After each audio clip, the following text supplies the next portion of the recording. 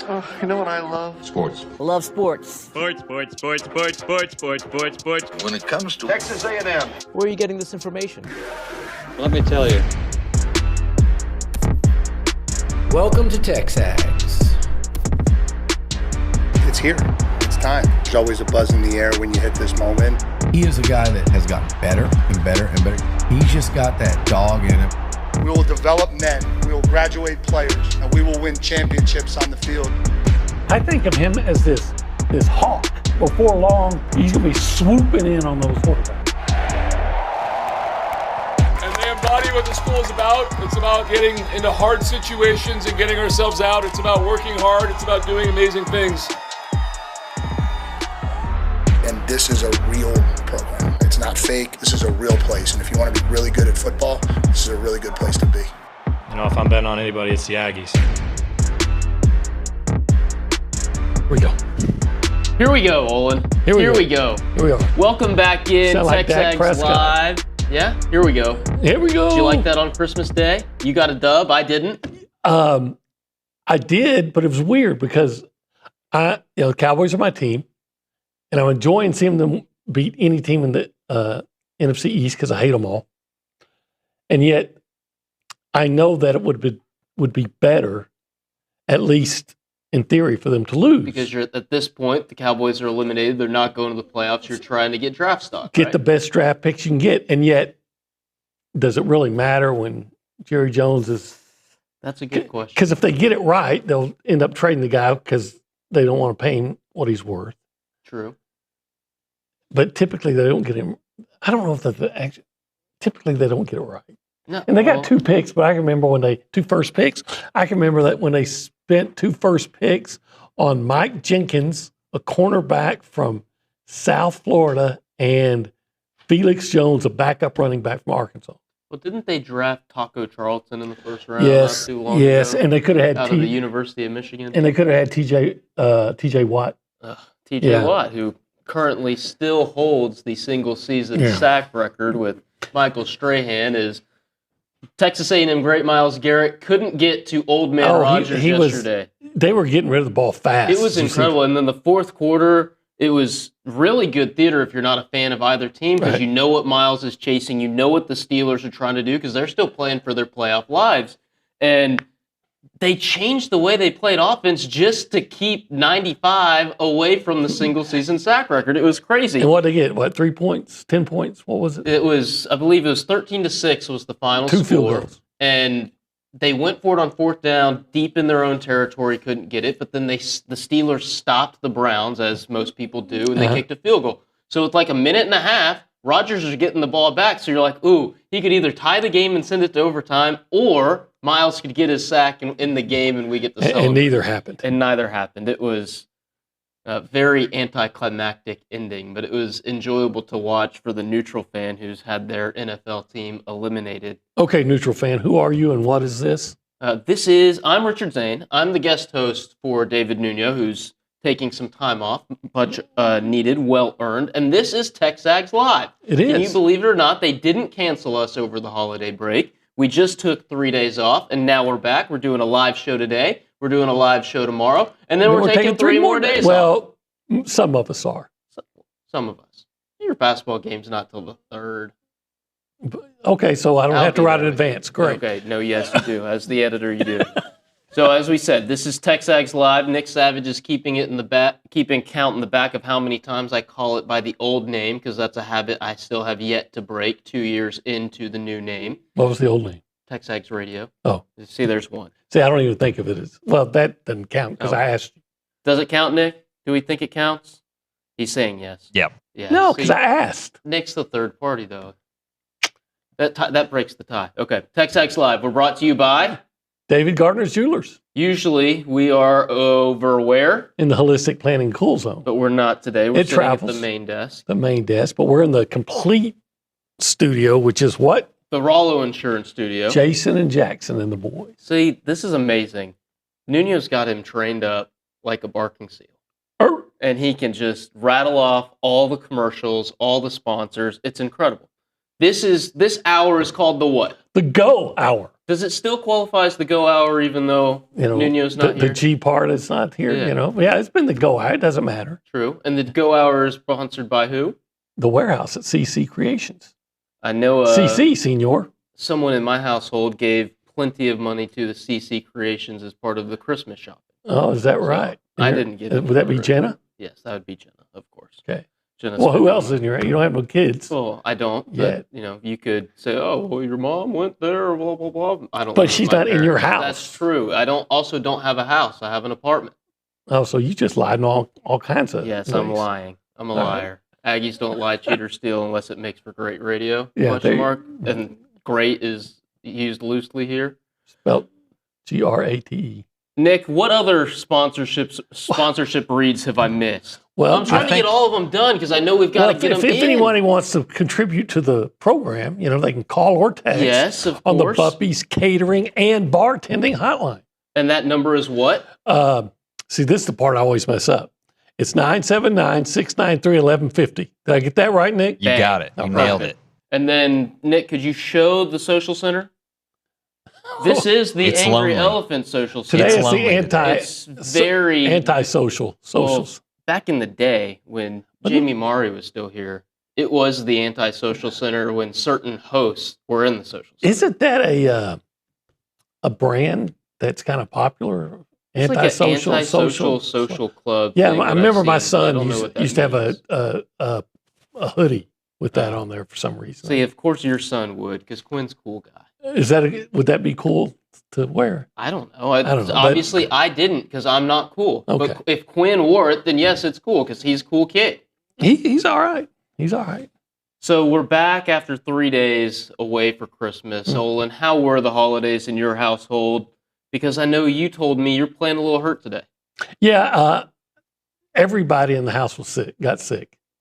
Thought it was the flu, but I never got fever. Just the body aches, the cough, the congestion, all the things that just suck. Mm-hmm. Quinn bounced back pretty fast because he's young and strong, healthy.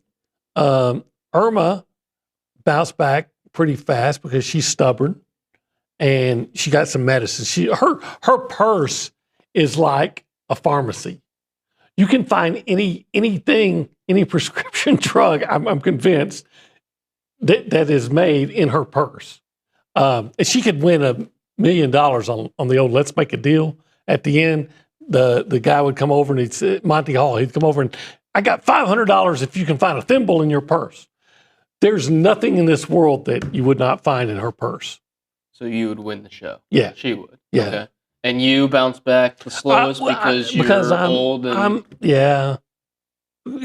I'm the oldest, and quite frankly, I'm not the most... I don't want to go to the doctor if I don't have to. And then I don't, some of the medicines I don't want to take. But she nagged me and had me drinking stuff that tasted horrific and things. Well, she's trying to nurse but you got to do, yeah. She was so yeah. She's a nurturer, that's for sure. Sounds like you were being the stubborn one. You said Irma bounced back because she's stubborn. Well, sounds like you didn't want to take the stuff because you're stubborn. Well, she had medicine, right? Prescription. I'm one of those that are kind of leery about taking prescription medicine that wasn't prescribed to me. Fair. That stands to reason. Okay. I got it. Makes sense. Okay. But other than being sick, the holidays go okay? Did you get what you want for Christmas, or were you on the naughty list again? No, actually, I got some good things. She got me this one pair of shoes that I really wanted and I really liked, and they were probably about a half size too big, so she's taking care of that. And clothes and things. Mainly, and you'll learn this if you don't already know. And I don't know how many men are hearing us, but I guarantee you 95% of them are going to agree with me. And you'll learn this, especially when you're a dad. You don't have to give me a lot. I would be fine as long as Christmas isn't going to cost me too much. Fair. Because I ended up, I'm a simple man. Some say simple-minded, but I just don't need a lot. Now, if she wants to buy me a boat, hey, Merry Christmas. I'll take. But typically, there's really, beyond a boat, there's really nothing that I, quote, want. Maybe there's some things I need. Now, we got Quinn some golf stuff because he's taking up golf. And so Well, he's going to need those clubs out in Arizona. right? Yeah, So, he's but gonna anyway, play thank every you. day. Thank you for asking. That's Yes. awesome. With the, aside from getting sick, it was nice. And we actually were sick down in the valley because we drove all the way down there. Oh, I thought you guys would have been in College Station. Well- I didn't realize you took a road trip. Yeah. Well, the funny thing was we all left and we were fine. And then on the way down there, we got like around Corpus and Irma started saying, I'm starting to not feel very good. And then the next day she was awful. And then so the day after that, I was. And then the day after that, Quinn was. But we all seemed to have bounced back pretty good. That's good. Well, I'm glad you're back. You're at least playing. And how was your Hanukkah? It was good up until the last night, which was the 20th. And you can imagine what happened on the 20th. It would have been the football game against Miami. And that you said night, so that kind of threw me. Fair. That was the last day. And my big gift to Jenna was paying for her football ticket, so I tried to give her a good memory, and nobody else helped out. Nobody else played their part. So, but yeah, it was nice. It was chill. And then, of course, we went to Spring a couple times over the week So to I visit got her family. I got to ask. This isn't to be asked out of ignorance, but so if because I like you, Rich, we're not just coworkers. If I gave you a Christmas present, would you be offended? No, I like gifts. Well, It doesn't matter if it's wrapped in blue or red and green. because I've been reading on like social media, people saying, "Don't wish me Merry Christmas because I'm offended." So by it." here's the way I look at it, and this is the way I was raised. And I understand I'm a little bit different because I was raised Jewish, but my mom's a convert, right? She Okay. grew up celebrating Christmas, and she grew up Baptist. To me, Merry Christmas is a seasonal greeting. It's just somebody being kind to you, spreading some cheer, being nice. Why would you turn your nose up at that? Happy Holidays is very much the same thing. It's just, it doesn't matter. I use them interchangeably. I say Merry Christmas to you and all of our friends.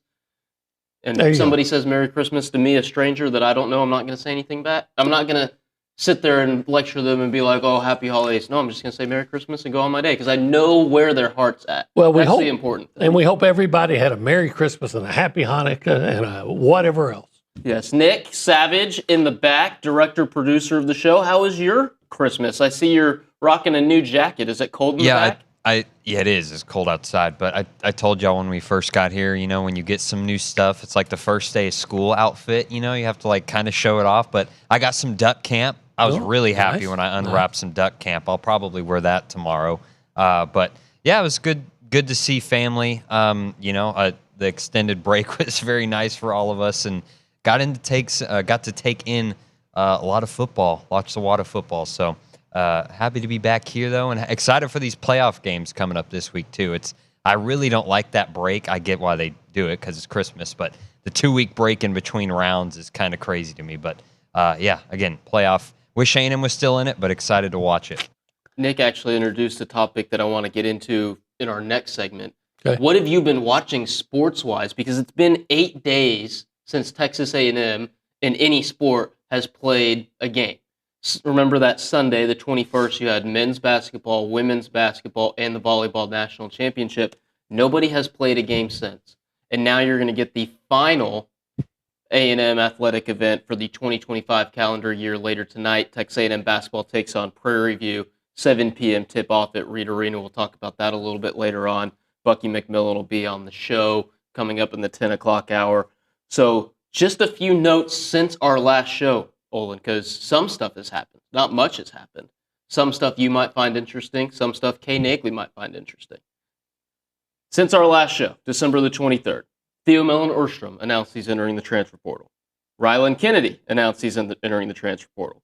Solomon Williams announced he's entering the transfer portal. Javon Thomas and Jordan Pride announced they're entering the transfer portal. A&M has 6 players, 6 outgoing transfers. When the portal opens, which isn't until later this week, it opens on January 2nd.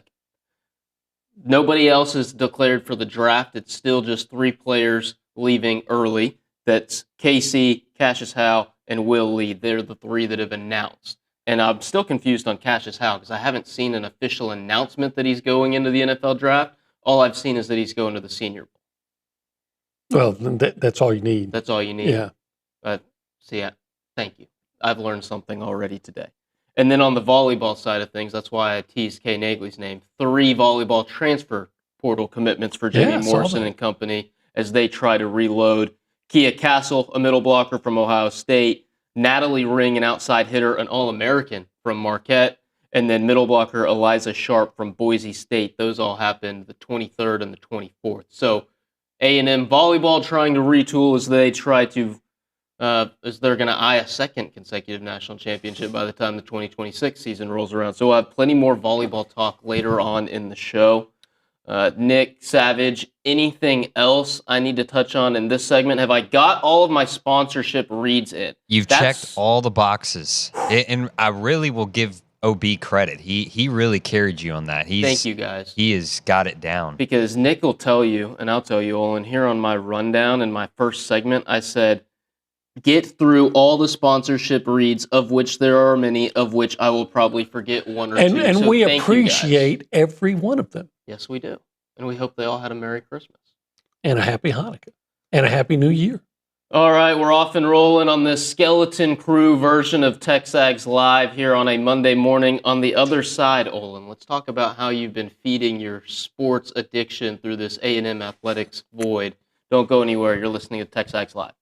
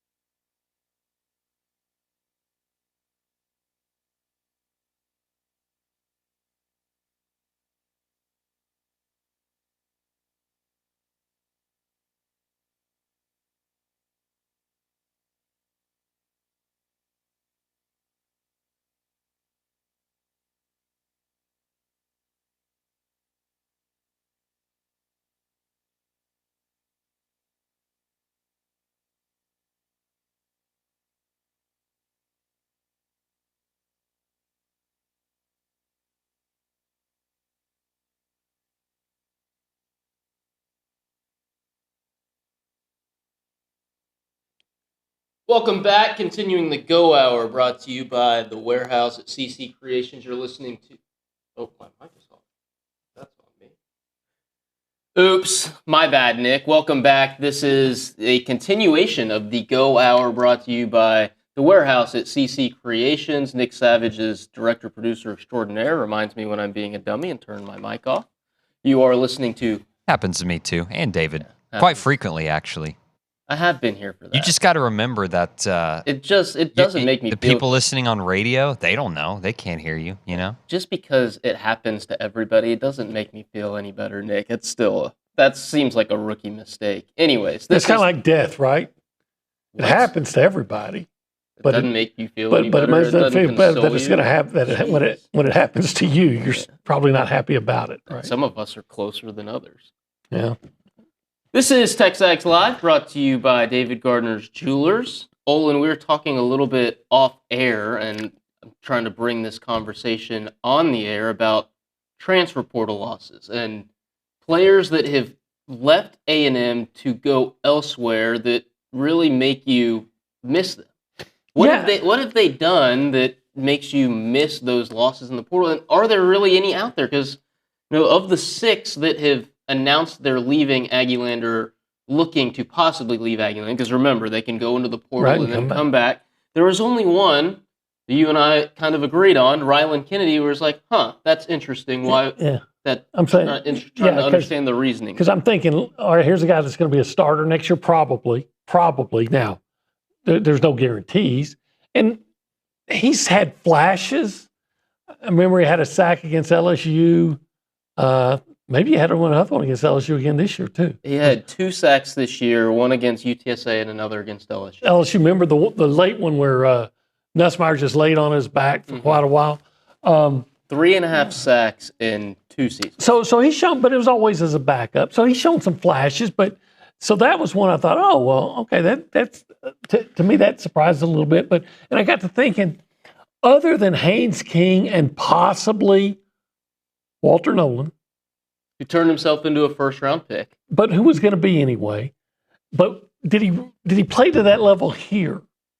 Who has left and just done a bang-up job to where you really missed them here?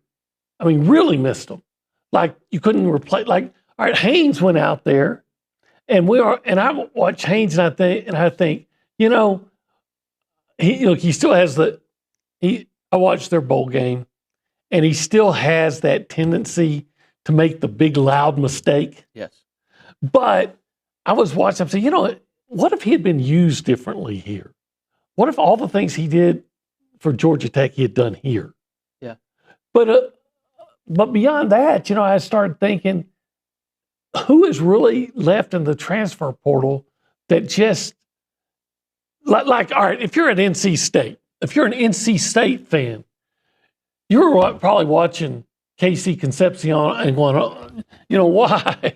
Why did this happen to us? Mississippi State fan, you're like, Mario Craver. Mm-hmm. This should have been ours. What's going on?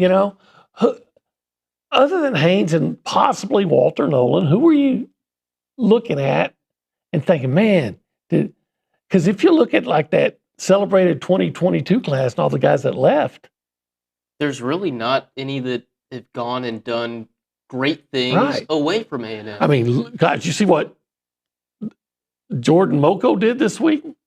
I saw he was playing. I saw his name on the back of a jersey when I was flipping through games. He started a brawl at the end of their game against Hawaii. I didn't see because that. as the teams were, after they'd shaken hands, were leaving the game, he sucker punched. I think it was, I'm going to say the quarterback, but it may not have been. He sucker punched somebody who's just walking off, and he comes from the side, and the guy doesn't even see him, and he punches him, knocks him out, and the next thing you know, there's a huge brawl. And that's the biggest impact that Jordan Moko has made, that took the big chance on him, bringing him in. And it's not that I'm trying to disparage anybody else. I mean, Chase Lane, he was solid. Evan Stewart, solid, but again, hasn't lived up to the he didn't play this year because he got hurt. Thing about Noah Thomas at Georgia this year. He had a huge impact in their win against Texas, but other than that, he really hasn't done much of anything. Now he's still going to have other opportunities because the Bulldogs are still alive. But I think he only has about a dozen catches. It hasn't been the type of impact that he might have expected, or that people on our boards expected when he announced he was leaving A&M. And I've heard people, trumpeting LT Overton at Alabama. I mean, he's been good, but he hasn't been anything special. I was looking up his numbers just a second. He's got 4 sacks. I think what we're highlighting here is that A&M has done a great job of retaining its talent over the years. The must-keep, the must-have talent that they've brought in and signed as high school commits, they've been able to retain cycle after cycle, and we know that that's not easy in today's college football. I remember, as I think most people know, that my son goes to LSU, and he's a big Tigers fan. And and their defense has been pretty, heinous of late. And a couple of years ago, he was all excited because their secondary was terrible. He said, "We got, Jordan Gilbert's coming in from A&M." And I said, "Son, if that's your solution, your problem is bigger than you think it is." Because he was all right. He was okay, but it's not going to change anything. So I think you're right there. They have done a good job of retaining who they need to retain. And I think the other lesson here is you can't rely. Jordan Gilbert this year played in 3 games, including the Texas Bowl. He had 11 total tackles, 6 solo stops, a half a sack. I think you can't just rely too heavily on the portal. No, you can't. And that's what Mike Elko has said time and time again, that high school recruiting has to continue to be the lifeblood of your program, right? And the development of prospects has to remain. And then you can supplement through the portal what you need. And that leads into this next conversation, Olin. There's plenty of needs for the Aggies in the portal this cycle. I need Dallas Wilson here from Florida. Look, I've watched that kid play even before he came to A&M and scored 2 touchdowns against the Aggies. And I'm like, okay, this guy's the real deal. Now, if you could get him here, and I know they're trying, he's next year's KC. I'm not saying he's the consensus All-American, right? And he's not the punt return threat. At least he hasn't been that KC is, who is, but he might be an even bigger deep threat than KC. As a true freshman at Florida, Dallas Wilson, 12 receptions, 174 yards, 3 touchdowns. Remember, he didn't play the first few games of the year. Right. He only played in 4 games all season, including that 6-catch, 111-yard performance against the Longhorns. And he only had 12 catches. Only 12 catches. That's surprising. 12 catches in 4 games, OB. Okay. All right. So anyway, Dallas Wilson, that's the name to circle. So wide receivers at the top of your list? Oh, I think wide receivers are after quarterback are the biggest, in my opinion, how do I say this? The most important part of a championship team. Would you classify Dallas Wilson more as a want or more of a need for the Aggies? A want. Yes, because I can think of more needs. Look, particularly the offensive and defensive lines. Look at what they've got, or look at what they're losing on the offensive front, and then look at what they're retaining at defensive end right now. But, coaches will tell you, almost 100% of coaches will tell you that the stats that are most telling in winning a football game are turnovers and explosive plays. Who makes the most explosive plays? Receivers. There you go. Now, the next thing after them, I always say, is go hard at the offensive line and then defensive line, or both the linemen, because you got to win at the line of scrimmage. Here's what they're losing up front. Mm-hmm. Okay, Trey Zune. Yep, huge. Demetrius Crownover, Coley, Armage Reed-Adams, and Reuben Father. You have to retain Chase Basantis, who could be hearing NFL draft overtures. He hasn't announced anything so far. That might be your biggest that might be your biggest key this offseason is keeping retain. DeSantis for another year. Well, it's going to cost you. Here's something, though, that I find. Here, I got a thought that let's do it after the break, though. Okay. Olin's got because it takes me a while to get it out. Yeah, sometimes. we'll let the old man marinate on this thought. Thinking hurts him at this stage of his career. I'm playing hurt. We'll get back to it on the other side. Don't go anywhere. You're listening to TexAgs Live, brought to you by David Gardner's Jewelers.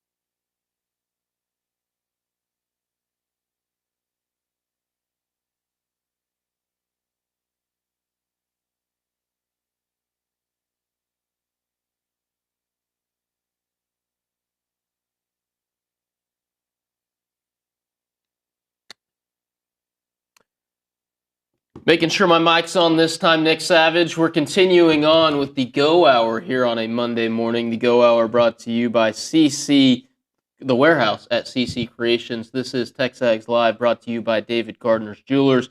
Richard Zane and Olin Buchanan inside the Rollo Insurance Studio here on a chilly Monday morning in Aggie land. And OB, before we went to break, you teased it. You told us you had a thought. During the break, you fleshed it out. You've made it make sense. Take it away, sir. Well, I just wonder if we're going to see fewer guys enter the NFL draft early than we've had in the past several years, because it's been just a flood. Come January 15th, I think it is. By then, you've seen just tons of guys that leave early, and I still think there's going to be a bunch of them. Don't get me wrong. But I do wonder if it's going to be fewer because the guys have a chance to make money. And I wonder if some guys are going to be more aware of themselves. Look, and this may not be the case, but there's certain players, even on A&M's roster, but I'm saying in college football, that probably feel like, yeah, I think I can make a team. But then they may think, but I think I can make an NFL roster. But I know I can stay in school for another year or two and get paid a lot. And then, because this is going to happen, I'm sure it's already happened, where a kid is a really good college player, really good, and is going to be offered $300,000 or $400,000, $500,000, maybe more than that to stay at school, and say no, I'm going into the draft, and then doesn't make a team. We've seen that happen here a ton. And then they get in, and maybe they do, but get on the practice squad where you're making, probably 20 or 30% of what you could have made if you'd stayed in, and maybe you'll see more kids be realistic and say, yeah, I think I can make it, but I know I can make money if I stay, and the NFL's still going to be there. I think of course, then you look at the Nico, I'm leaving Tennessee. And, he was, the way I understood it, here was a guy making like $2 million at Tennessee, and wasn't enough. Strong Arnold ended up back at UCLA making, I think, 1.5 is what I heard. And I don't see him having any, what do I know? But I don't see this guy as an NFL quarterback. And so the way I look at a guy like that can stay in school, could have stayed at Tennessee for 3 years, because he had 3 more years to go, and could have estimate $7.5 million. Now, I'm an old guy, so what doesn't factor into this, but you're a young guy. Naegeli in there, she's in her 20s. If someone said, hey, we'll give you $7.5 million for the next 3 years, you're going to make $7.5 million, but you can't be in this business again afterwards. Ooh. I could stretch it. I could make it work. You think? I could make it work, absolutely. Now, I could take 7.5. Now not all the guys we're talking about is going to make. Sure. But, okay, and I'll tell you a guy I think about, not necessarily for this year, but in the future, is Marcel Reed. Is Marcel Reed an NFL quarterback? He might be, but some teams are going to be scared off by his size. And he's going to have to reduce his interceptions total. But if I was a guy like Marcel Reed, and look, the Reed family doesn't care what I think, and you know what, they shouldn't. And Marcel Reed or any other player should do exactly what they want to do, because it is a free country still for a while. But if I was advising him, and he'll never ask for my advice, but I'd say, yeah, look, you stay in school. You're probably who knows how much, you're going to make $1 million plus, and you make all your college money you can, because the NFL is still going to be there. And if you don't make it in the NFL, you still have all this money you made. However, to all those players out there, take care of your money. There's going to be family members that you didn't even know you had and friends that are saying, hey, you got paid, so it's time to share the wealth. No, you don't. It's your money. Maybe you want to buy mom and dad a house. Okay, that's fine. I get that. But the rest of it, it's your money. I knew a guy. I didn't know him personally, but I knew the story of a guy. And this is 20-something years ago. And he was from an Austin area school, and he got drafted in baseball. And he got a $500,000 signing bonus. And his dad asked him to give it to him so he'd start a business. And the way I heard it was the kid didn't, and they became estranged. I'm like, what? What are you doing, Dad? Your whole your whole job is to get your kid ready to be able to make money to take care of himself, not to use him for it. So, hey, kids out there, make your money and then keep it. But don't just rush into the NFL unless you just know you're going to be a first or second round pick. Olin Buchanan with great financial advice. See, Well, the two of us, people would think I'd be the financial advisor. Why is that, Richard? Oh, stereotypes in this stuff. Oy vey. Boy. Olin, Well, what do you think of that? I think it's great advice, What right? I like that NIL provides kids. NFL's still going to be there. Yes, of course. And I like that the NIL has changed the landscape in this regard. It allows kids to get what they're worth while they're still in school, and also allows them to continue to develop, and also keeps the talent in college football, because I like college football much more than the professional game right now. I do. I just hope that I like seeing these talents stick around longer than they might have a couple years ago. And I do, unless they're at a team I don't like, and then I remember, want Texas them to A&M go. over the last few years, they've lost so many kids to the draft early, right? That should have always come back. And you're thinking, what is he thinking? He's not going to get drafted. I think the cautionary tale for a long time has become Jalen Weidemeyer.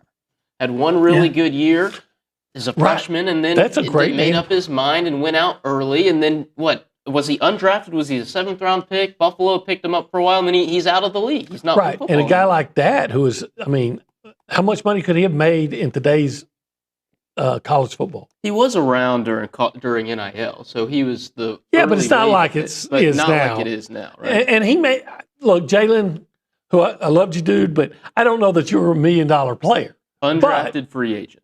But you could have made, a nice amount to get you started in life, way ahead of a lot of people. So I just wonder how many of those kids out there are going to let their good sense override their pride. Now look, if you're projected first, second, or third round, even, yes, I get it. Makes sense. But you got to remember that so many of what's the average career is like 2.5, 3 years. Very short.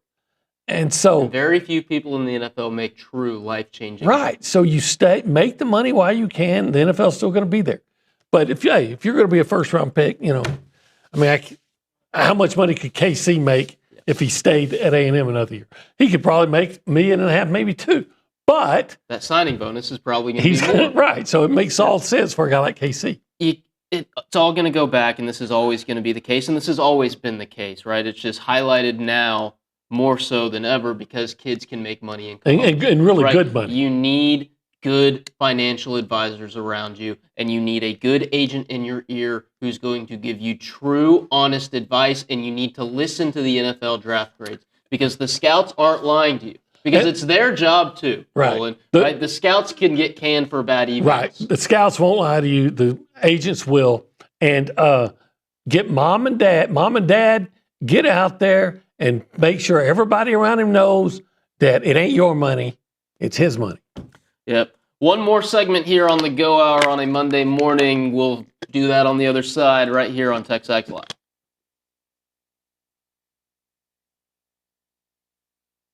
Let's talk a little Snaps clothing. David Nuno here, and I love wearing Snaps clothing everywhere. I've got the flannel on right now. You've seen me in the Tailgater collection with the A&M gear. It is fantastic. If you see me around town with my sons, Christian and Cruz, they've got a bunch of Snaps gear. When they have big games for Consol, they wear nice clothes, so they wear their Snap stuff. And I'm telling you, with baseball season here, let's all kind of go looking stylish and fit to the games there at Olsen wearing the Snaps clothing. As a reminder, they are the only official licensed Texas A&M Pearl Snaps maker out there. Their Tailgater collection is built for game day with breathable, moisture-wicking fabrics to keep you comfortable while you rep your Aggies in style. Now, whether you're watching the game from home or maybe you're in attendance, you're tailgating, whatever it may be, you got to make sure you head to snapsclothing.com to see everything they have to offer. It is fashionable, it is awesome, and you're going to love it.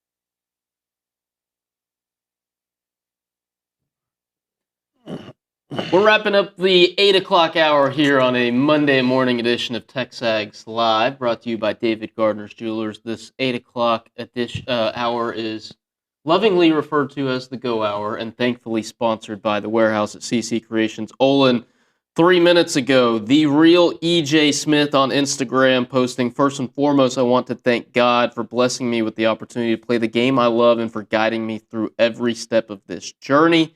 Went on to thank his parents and family for constant support, and then wrapped it up by saying, I feel blessed to have grown alongside this game and thankful for every opportunity it has given me. I'm excited to declare for the 2026 NFL Draft and continue my football journey at the next level. Running back E.J. Smith, now eyeing a professional career. 2025 was his 6th season in college football. Yeah, I didn't know he had any eligibility left, but maybe does. I don't know. And the way it is in college never football, know. Eligibility's made but up. I hope. I wish him the best. I really was impressed with him making that first down against Arkansas, and just the hard running that he showed.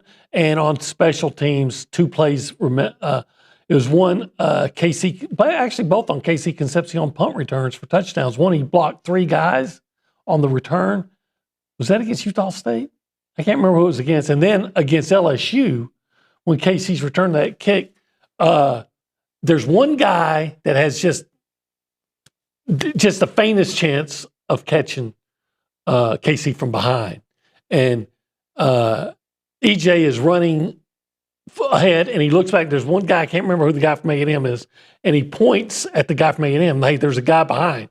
And the guy turns around and takes care of that last guy. So just he did a great job on special teams, showed a lot of awareness. I appreciate that. So I hope the best for EJ. He was awesome when he was in here for his Texas Aggie United interviews. Really enjoyed getting to chat with him and get to know him a little bit. 44 carries, 205 yards, 4 touchdowns in his final season as a Fighting Texas Aggie. Olin, we've got about a minute and a half left in this segment. You're going to Reed Arena tonight, 7 p.m. Central Time on the SEC Network Plus. It's Bucky McMillan's Fighting Texas Aggies wrapping up their non-conference basketball home schedule Against Prairie View A&M. Which may be a tougher game than you would think. Especially I think what they did to LSU, or almost did to LSU. Yeah, Prairie View had a lead on LSU deep into the second half. So, they can play, and they always get excited about playing A&M. And it's A&M, again, like I said, A&M's last dress rehearsal before SEC play. Which begins on January 3rd against the aforementioned Bayou Bengals. Anything you need to see from McMillan and company today? Shoot the ball well. Got to shoot the ball well. It would be their 6th time to eclipse triple digits if they can get there. Looking for it, yeah. That'd be incredible. Olin, thank you so much for helping me kill an entire hour, because that's what we're doing here today. This is essentially a penalty kill skeleton crew version of TexAgs Live.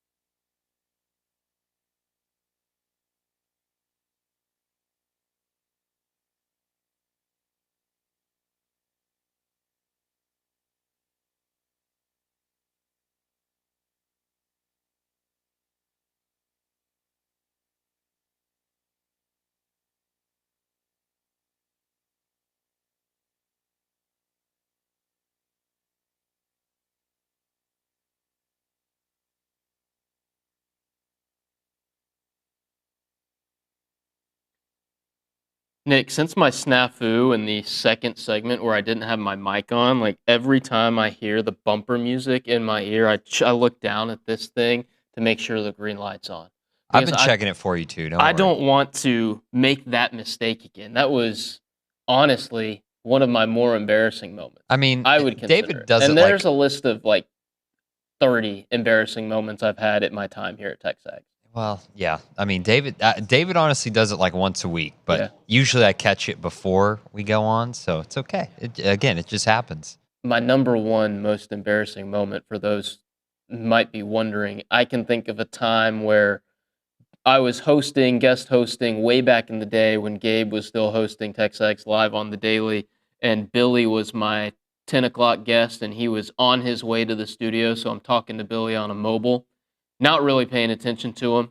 I can admit that because this is exactly what happened. And he gave me this long diatribe about coaching changes and staff changes. And this was the time where the offensive line coach was Josh Henson, and we didn't know if he was coming back to A&M or going. And he gave this long answer, or this long paragraph of text, because you know how Billy talks, about Josh Henson. And my next question, my immediate follow-up was, well, Billy, what do you think Josh Henson's going to do? And he gave me on air are you kidding me? Are you even paying attention to me? Are you do you even know what's going on right now? That's number one. That is number one on the list, but we'll see if I can outdo myself later on today during the 10 o'clock hour. That happened to David not too long ago. I feel like maybe it was the final countdown or something. Billy gave an answer on something, and David followed it up with the same question. He's like, "Are you listening?" We've all been there. No. That happened. It wasn't final countdown. It might have been last week on Monday. You're when right. he was here, and he stopped and like deadpanned. Jim Halpert the camera. Like, what? Are you serious? The best thing is Billy will not let it slip. Right? He'll take the chance to tell you about it right there. No. Dalton Hughes texting us, telling us that the Josh Henson incident was when Tommy Lasorda died. That's why I was distracted. Yes, that was a while back. Way to bring up bad memories, Dalton. Today's show very much feels like did you and Dalton co-host at like the last show of the year a few years back, like when I first started? I think it was the last show of the year. There's a picture of us in Christmas sweaters. Dalton hosted, and I just joined him maybe for the last couple of segments where we were both wearing hockey jerseys, and there's a picture of us. We changed the back TV to like a fireplace, Yep. and we drank beers on camera. I don't know if that was the last show of the year. Might have been before or Christmas. If it was right before yeah. Christmas, but yeah, that was a good time. We lovingly referred to those shows as a penalty kill. We're just trying to get the puck out of the zone, just stave off, don't give up a goal, and get the clock down. And you will now refer to it as a kneel out. We're just kneeling out the clock. We're running out the clock. That's what we're doing today and formation. tomorrow. Tomorrow's show, I'm hoping, is going to be better with more guests. I need to text people and book that up. I'm hoping to have Shireen Williams. Obviously, Olin will be here during the 8 o'clock hour. I would like to text the national championship winning volleyball coach. He said he was open to coming back this week, but we'll see. I was texting with him a little bit earlier this weekend as well. I need to text Coach Morrison, see if he can join us tomorrow. But we'll have more guests on the Tuesday edition. Sorry you guys are listening to the Skeleton Crew version of TexAgs Live. That's my bad. Nick, the other thing that's my bad, we haven't gotten into it, is how have we filled our sports void? Have you been watching? You said earlier that you've been watching a lot of football. I don't think I've watched anything since the Lions turned the ball over 6 times. 6 times on Christmas Day. Yeah, that was pretty brutal. I feel like I was watching that with my dad and my cousins, and every time I looked up, it was like, didn't they just have the ball? They turn it over again? It just seemed like nothing was going right for them that day, and maybe you can tell me a little bit more. Are they eliminated from the playoffs? Yeah, they're out. Oh, They had to win both their last 2 games. So they had to beat Minnesota, and then they would have had to beat Chicago coming up, and then they also needed help from Green Bay. Obviously, that goes out the window when you turn the ball over 6 times in a must-win game against a team that's playing somebody I've never heard of at quarterback because he's not good enough to beat out J.J. McCarthy.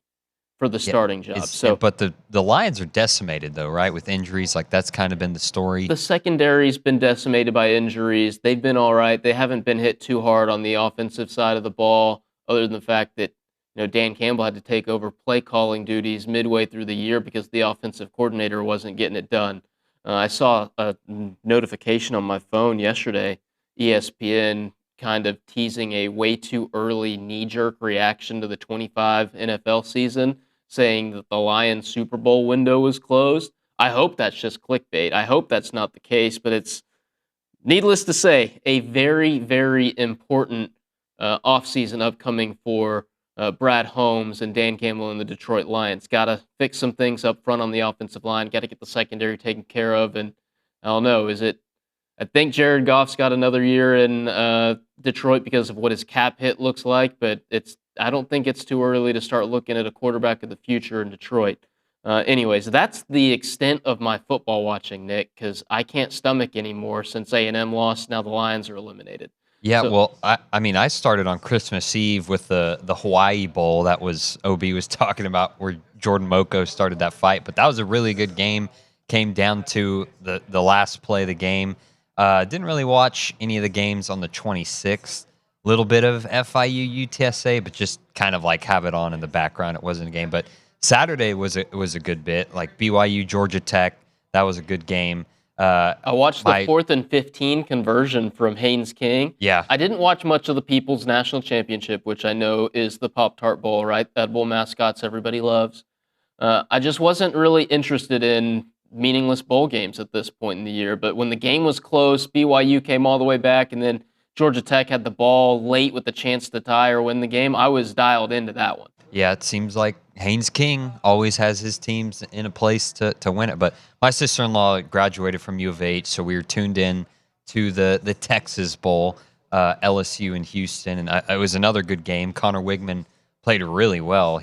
Let me pull up the box score. He threw for like 4 touchdowns, 236. He ran for 56 yards, so good game for Connor.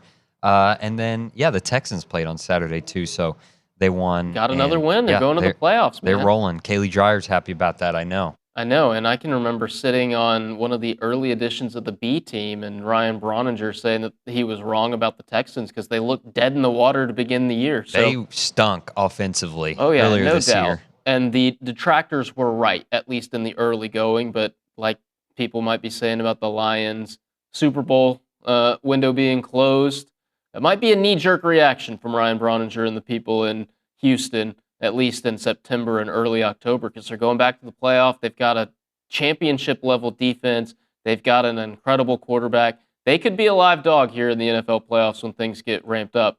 Can you believe we're only 6 weeks away from a Super Bowl, Nick? I hate that. I hate that football season has flown by, but I think that's just a product of how well A&M did this year and how fun it was for us. But I think that's why it's like we blinked and it's already January and football season's wrapping up. Baseball, softball about to start up here in Aggie land, so it's crazy. And I think I'm with you on not watching too much college football over the last couple weeks, maybe week and a half after the playoff games. But I'll be dialed in on New Year's Eve for the Cotton Bowl and then New Year's Day for those 3 playoff games. Who do you have winning these 4 quarterfinals that we're going to see over the next few days? Yeah, I'll go Ohio State in the Cotton Bowl. That's the first game played. And then I think it goes Oregon Tech play in the 11 a.m. slot. Give me Oregon there. Alabama, Indiana in the Rose Bowl. Apparently it's supposed to be bad weather in California. Like it's supposed to be raining in Pasadena when they play that. I kind of like Alabama. I don't know. It seems like they're getting hot. But again, you can't. It's hard to bet against Fernando Mendoza, but I said Alabama, so I'll go Bama, upsets Indiana, and then give me Georgia, rolls Ole Miss. So it'll be in the semis, Georgia, Ohio State, and Oregon, Alabama in the other. I think I'm taking the same exact 4 teams as you, Nick. The one thing for me is I don't think that Cotton Bowl game between the Buckeyes and Hurricanes is going to be quite the blowout that people think it is. Right? I think Miami's got a really good defense. We saw it firsthand at Kyle Field a few days ago, but they could give Julian Sayin some trouble. And if he's under pressure and he's not able to deliver the ball on time and accurately to those playmakers at receiver. He's not a runner. Yeah, he's not a runner.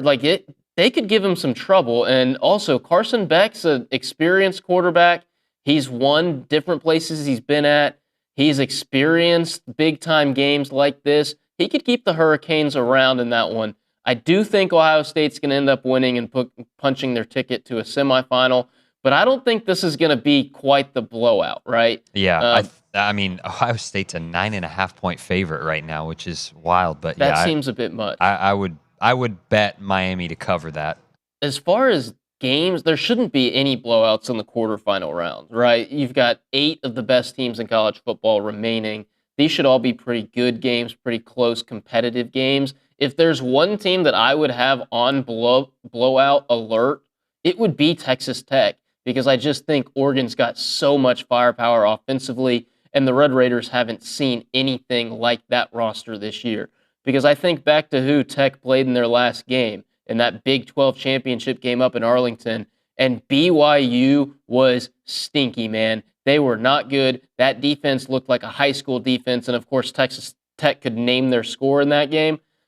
Oregon ain't going to be like that. Yeah, right. like Their defense is going to be fast and physical, and the offense and the guys on the outside are going to be faster than anybody they've seen in the Big 10. The only other team of note that they've played is Utah, and that was back in week 5-ish. Looks like they won on the road 34-10. Mm-hmm. So I agree with you. The one thing I think is or the one game I should say that I would say blowout watch is Ole Miss, just because Georgia's gotten it rolling big time. So I think that game, if any of these 4 get sideways, I think it's going to be Georgia Ole Miss. And then I'm right there with you as far as the team being on upset alert. It's got to be Indiana. I know they're Which is number crazy 1 to in the say. country. Yeah, they're 13-0. They've got the Heisman at quarterback. But keep in mind, this is uncharted territory for Curt Cignetti and the Hoosiers as a whole, right? They went to the playoff last year, but they lost to Notre Dame. They've never been in a quarterfinal game. They've never won a playoff game. Very rarely does Indiana ever go to the Rose Bowl, right? This is uncharted territory. We'll see how they deal with the pressure. They haven't played in how many weeks, Nick? Almost a month at this point. Yeah. So we'll see how they do with the layoff. That's another talking point is, last year we saw the teams with the layoff, most of them, if not all of them, lost in the quarterfinal round. I think it has a lot to do the baseball playoff in MLB playoffs, right? Like the teams that get byes, seem like they struggle more often than not. Like you want to play, you want to keep playing, you want to stay in your routine. Oh yeah. In these long layoffs, it's like I can't imagine if you're Curt Cignetti or even Mike Elko, like when he had the 2-week layoff from the end of the season to the first round game. Like, okay, well, how do we make this as normal as possible? I'm excited for that, right? I'm excited that the playoffs are, ramping back up and there's going to be meaningful college football to watch. Nick, have you been keeping an eye on anything else in the sports world? Because this is kind of going back to a conversation you and I had off air maybe last week or the week before. College basketball has not been interesting up to this point in the season. And you and I, bless him, are not like Luke Evangelist, where we can go to a Georgia Tech game against a no-name non-conference opponent during our time in Atlanta and have a blast. We're not like that. I need a team I'm rooting for, which is Texas A&M, or I need a meaningful top 25 matchup. There's not a top 25 matchup in college hoops until Friday, and that's 25 USC at number 2 Michigan. So even that game might not be much of a contest. Yeah, and again, it's hard for me to get into college basketball outside of the SEC. Like I love watching SEC basketball, but yeah, it's hard. It's like you said, there just hasn't been any big non-conference matchup that has really intrigued me either. But again, I think that might be a product of our good football team. We've been paying attention to the Aggie football team this whole time, so it's like college basketball nationally, not Aggie basketball, but college basketball nationally has kind of been put on the back burner for us here. That's a really good point, Nick. I haven't thought of it that way, and that's no disrespect to what Bucky McMillan and company have done. They've got the 4th highest scoring offense in the entire country. They've eclipsed triple digits 5 times, hopefully a 6th time tonight against Prairie View. If they win tonight, Nick, they will have double-digit wins going into conference play, which is in itself impressive until you realize that they probably should have already gotten to double digits a couple weeks ago, right? Because they let the UCF game get away from them back in November, and then they let that not neutral site game against SMU get away from them. Yeah, So definitely. they'll have 10 wins in the win column unless something catastrophic happens tonight against Prairie View, but they won't have any quadrant 1, quadrant 2 victories, so no real resume boosters to their credit just yet. But still, 10 wins before the new year, that's a pretty good accomplishment for Bucky McMillan in his first season at Texas A&M. And there's going to be plenty, as you showed the SEC schedule, going to be plenty of opportunities to build that resume, that NCAA tournament resume, and try to get to the bubble and in the field of 68 come March. Exactly. That was my next point. Does it really matter what you do in the non-conference when you look at this schedule? And I don't even have rankings on this graphic, but I mean, you go through that schedule and come out with a, I don't know, top end of the SEC record. Like you have an argument to be in the NCAA tournament. So I'm going through the AP poll right now, and there's not a lot of nobody in the SEC is ranked in the top 10. The highest SEC team is Vanderbilt at 11, but Nebraska's 13 in case you were wondering, Nick. Alabama is 14. And then you've got Arkansas at 18. Tennessee is 19. Florida 22. Georgia 23. Kentucky's receiving votes. Auburn's receiving votes. And that's the list. Those are the teams that are receiving votes. So you're going to have opportunities to win ranked games. You're going to have opportunities to win quadrant 1 and quadrant 2 games as well. Plenty of opportunities to come for Bucky McMillan and company in the new year. Nick, I think that was another successful penalty kill. We're going to hit a break here. On the other side, we'll hear some volleyball transfer portal Q&As that Kay Naegeli did last week with 2 of Texas A&M's 3 portal additions. Don't go anywhere. You're listening to TexAgs Live on a Monday morning.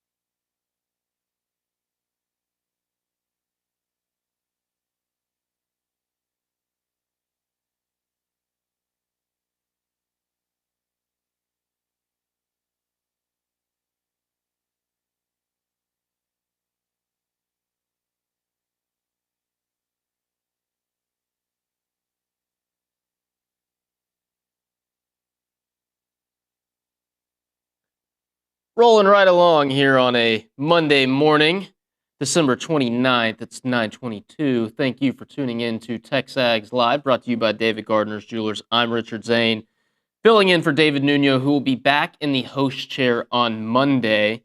I'm not even sure what day in January that is. January the 5th. Monday, January 5th is when we'll be back to our normal programming. Live shows today and tomorrow. We'll have best ofs on New Year's Eve, New Year's Day, and then January 2nd. Nuno returns to the airwaves on Monday, January 5th. A little bit earlier on in today's show, we talked about things that had happened since our last live show, which was December 23rd. And since then, Jamie Morrison has been busy in the transfer portal. There's no rest for the weary. They might be tired after a long run to the national championship, a long, enjoyable, rewarding run that it was, but they've already been busy attracting talent to help retool and reload, as A&M doesn't want to stop at just one national title. They want to repeat in 2026. So they've got 3 additions in the transfer portal. The first one was a middle blocker from Ohio State, Kay Coleman. She committed after we went off the airwaves on the 23rd. Last year at Ohio State, she had over 200 kills and averaged Kaya Castle. Sorry, dude, I am so off. Nick Savage, Kay Naegeli, you guys are keeping me honest. You guys are the best. That was a back row clock from Kay Naegeli. As it should have been, right? Because it's her content and I'm not doing it justice. Great on you, Kay Naegeli. Good job. Kaya Castle is her name, a middle blocker from Ohio State. As a sophomore, she had over 200 kills and nearly 2%. Correct? Yes? Moving on. The next commitment was an outside hitter from Marquette, Natalie Ring. Pretty sure I got that name correct. She was a third-team All-American. The graduate transfer has 754 kills in her career, nearly 500 last year. And then the third commitment was a middle blocker from Boise State, Eliza Sharp. She committed on New Year's Eve. What we're going to do here now, and we're going to talk to Kay on the other side of this break, is we're going to hear those 2 interviews that she did with Miss Castle and Miss Ring. Nick, let's go with the first player to commit, and that would have been Kaya Castle. Here's Kay Naegeli's interview with the Ohio State transfer. I am chatting with former Ohio State middle Kaya Castle and newest Fightin' Texas Aggie. Kaya, first, thanks just for hopping on the phone, and I just want to get your perspective on what it took to make you become an Aggie. Yeah, I mean, on the first day that the portal opened, I had a chat with Jamie, and immediately, my perspective was changed so much, because going up into the portal, the week before, I didn't really know about Texas A&M as a program that much. Being from Minnesota, being a Big Ten, volleyball player, I never really knew about the other conferences. And after talking to Jamie, I immediately loved that conversation, and I didn't want to be too drastic or anything, make any impulse decisions, but after talking to a couple more coaches, I texted Jamie when I had a break, and I said, hey, I want to go on a visit, and I got on a visit the next morning, and I got to College Station, and I loved it, and I got home, and I went on a couple other visits, whatever, and I immediately knew, after getting to College Station, I was like, this is where I'm going, but I didn't want to make any drastic decisions, be that person that commits right away. Yeah. I wanted to wait and make sure I was making the right decision, and I talked it through with my mom and everything. It was honestly the best, decision I could have made, because I committed the day after they beat Louisville, so it's been hard keeping it a secret, but yeah, I'm sure. Yeah. I'm just curious about that visit. You said you talked to Jamie a lot before, but just meeting the staff in person, what really stood out to you about what they were able to? I'm sure they sold the environment of Reed Arena and the 12th Man and all those things. Yeah, I watched their last games against TCU and at Reed Arena, and I was texting my mom about it, and I was like, oh my gosh, the fans look insane. Like, that is insane. I love that. And when I got to campus and all of that, like, they just kept selling me on the idea of the 12th man, and you could see it, like, around campus. It was crazy. And I don't know, it was just such an amazing experience on campus, and I can't wait to be back. Yeah. How did you? So there you hear it. The 12th man playing a huge role in getting Kaya Castle to Aggie Land. You can hear that full interview right now if you are a TexAgs Premium subscriber. And if you are a newfound volleyball fan after the last week, you won't be disappointed with TexAgs Premium content. Like we do for football, we've currently got a volleyball transfer portal tracker on our premium board. So never been a better time to be a TexAgs Premium subscriber for Texas A&M volleyball fans. Go to texags.com/subscribe to sign up if you haven't already. That was part of an interview with Kaya Castle. Let's hear a full interview with an All-American, an outside hitter, from Marquette, Natalie Ring. I'm chatting with the newest edition of Texas A&M volleyball Marquette transfer, Natalie Ring, also an All-American, joining Jamie Morrison and co. Natalie, we're excited to have you. Just want to talk about why you ultimately decided Texas A&M was the place for you. Yeah, I think there were so many parts about A&M and I was really excited about. I think the coaching staff, the whole staff, Jamie and everyone involved was just so great on my visit, and I really believe in what they're doing with A&M, and I think everyone kind of saw the fruition of that in the national championship. But I think more deeper than just winning the Natty, I think just the way that they develop players and the way that they care about people was really inspiring to me. So I'm really excited to be a part of it and be able to grow my game in new ways from them. And I think just the team in general, you can just see how much joy they play with, and I think it's a testament to the culture they all have built, and I'm just really excited to be a part of it. Yeah, for sure. How did you take in that national championship run? And I'm sure there was some excitement from you there as well. Yeah, for sure. I mean, it was awesome to watch them and the whole team just rally behind one another and be able to do something that was never been done before. So I think it was really cool to see the way that they responded in every single match. I think I've been watching them the whole season, but to see the way that it progressed for them and to ultimately take it all home was really cool to watch. Yeah, you also, I'm interested in this. You faced Louisville in your last match at Marquette. Just, can you kind of talk to me about that? I know you had like 29 kills, just what it was like facing them and then ultimately seeing A&M go and take them down. Yeah, I mean, our Louisville game was so much fun. I think our team really rallied together and put up a really good fight. Obviously, we came a few points short in the end, but it was fun to be able to push them, and they're a great blocking team and defensive team, and so it was really fun to be able to find ways to score against them. And then, yeah, watching A&M, especially being down 0-2 and having Louisville come out so strong and being able to fight back, I think that's a big testament to the group that A&M had this year and the culture they have in general. So I loved our Louisville game. It was so much fun. Obviously, I wish we would have won, but I think it's cool to see the way that A&M responded and how that ultimately led them on this crazy path that they had to win it all. Mm-hmm. You talked a little bit about just A&M's development and how they can develop players. Just what are some examples you've seen? And I know you already have a lot of production, just how you think your game can even grow more. Yeah, I think I'm really excited to keep developing my passing and defense and just developing different types of range and attacking. I'm excited to keep working on that, keep incorporating the back row attack. I think I'm excited to see the way the passing and defense is going to develop. I think A&M's had some really strong passing teams the past few years, so I'm excited to come be a part of it. And then Kendall Stowers is going to be on this team next year, sticking around, and just was named most outstanding player. Just how excited are you to be able to play with her? Yeah, I'm so pumped. I think it's going to be awesome. I think it's going to be a great duo, and I'm really excited. I think she's a great player, and I've had so much fun watching her. And like I said before, the whole team, but her especially, just the joy that they play with, and I think it's going to be fun to be a part of it.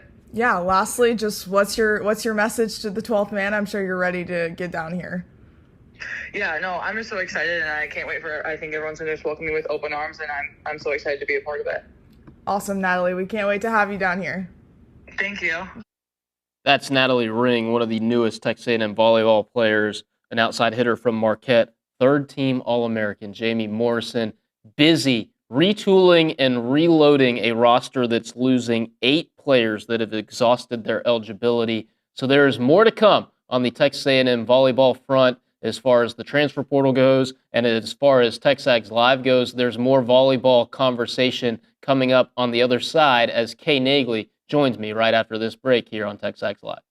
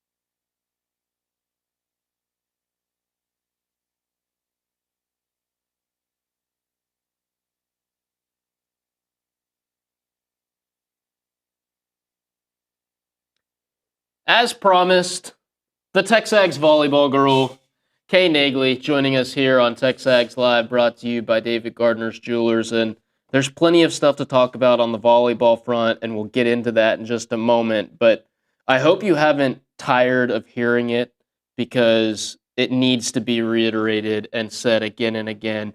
We're so proud of the job you and Callie did up in Kansas City, not last week, but the week before, chronicling A&M's run to the national championship, their first ever Final Four, a sweep of Pittsburgh. Then you have to watch football from Kansas City, right? You don't get to cover a college football playoff game, but you get to go back the next day and cover a national championship. The first team in volleyball history to sweep both matches in the Final Four, and you guys did an amazing job covering it. Thank you. So I hope you don't tire of hearing that, because it needs to be refreshed and put on repeat time and time again. Now let's get into the business, okay? Because 2025 is almost done, just a couple days left in the year, and Jamie Morrison's already hard at work retooling this roster, right? Yeah. They're losing stars, a lot of them, and a couple of them are going to play professional. We're going to talk about Logan Lednicki and Afina Kosik-Paula here in a little bit, but you're also losing a Maddie Walk, Ava Underwood, and Emily Hellman, and Morgan Perkins is gone too, right? Like, you're losing all of these faces that A&M fans have come to love, but he's already got 3 portal prospects in the boat. Let's start with the first commitment, okay? Kaya Castle, I have to apologize for not even coming close to her name when I introduced her interview in the previous segment. But what can you tell us about the middle blocker from Ohio State? Yeah, so Jamie was hard at work when the portal opened, right? This was someone that was in the boat before the national championship run even happened, which I think is the coolest part. Great middle blocker out of Ohio State. You know, Big Ten volleyball has been known to be a powerhouse for a long time. And I think getting someone from that league who is efficient in that league says a lot, right? She's going to have 3 years of eligibility. We saw what Jamie Morrison can do with a middle blocker, what he can turn them into. Afina was here for 4 years, and she didn't necessarily have the freshman year she wanted, and she got better and better and better. And only turned into the greatest blocker in A&M history. A&M history, right? So if that doesn't speak for itself, right, like he can develop All-Americans here. He is bringing in another All-American, but she has a lot of really good tools. She's 6'4".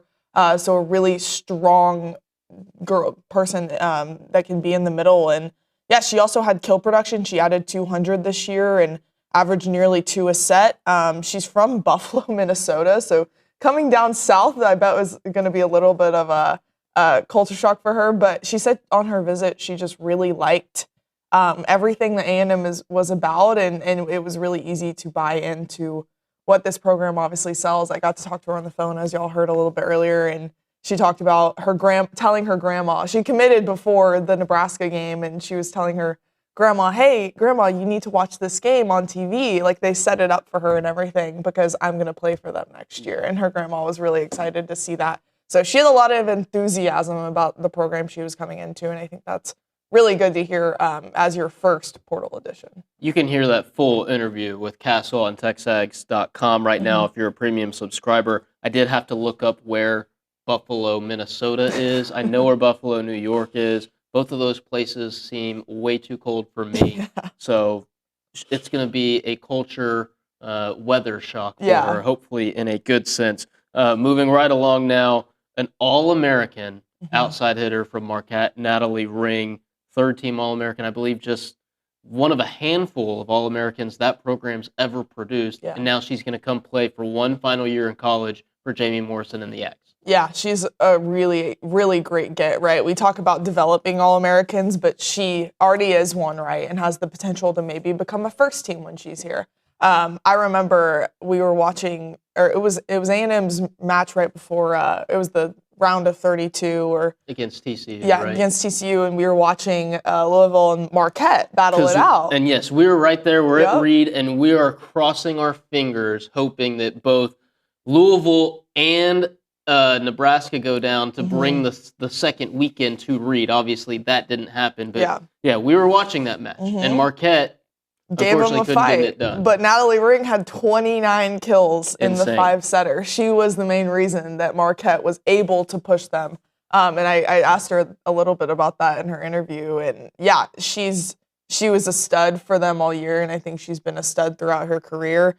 So it's going to be really cool to see, like, you're bringing in someone that's had so much production elsewhere and being able to pair her up with Kendall Stowers, right? Like, that offense is just going to be crazy. So I'm really looking forward to seeing what she can do. Yeah, she's played college volleyball for a very long time, and she knows the expectations, and Morrison is going to have a lot of fun, and she just has so many tools to be able to sharpen. And yeah, she's also a really great get, and someone that is going to be very helpful for their team next year. And it's also a veteran presence, too, because you're losing so much experience. Getting someone who's been around the game for a while. Again, this is a really talented young core that they have. Right, it was 5 freshmen on the roster this year, and they've got how many newcomers? Right, 5 incoming, 6 returning. Okay, sorry, I got those numbers mixed up. As you can tell, I'm not on my game today. But still, those players, for as talented as they are, need someone to lean on, and someone like Ring, who has played 4 years of college volleyball already, is going to be an important go-to for those people, and also hopefully another good addition for the culture and the program as well. Sure. Talk about people who have added accolades, who are bringing accolades with them. You go from an All-American to the Mountain West Freshman of the Year. You haven't talked with her yet. Hopefully trying to nail down an interview with Eliza Sharp later on this week. What can you tell us about the addition from Boise State? Yeah, she'll have 3 years of eligibility, right? She redshirted her first year, and this is her first year playing. And she was great. She averaged nearly a little over two kills per set on a over 300 hitting percentage.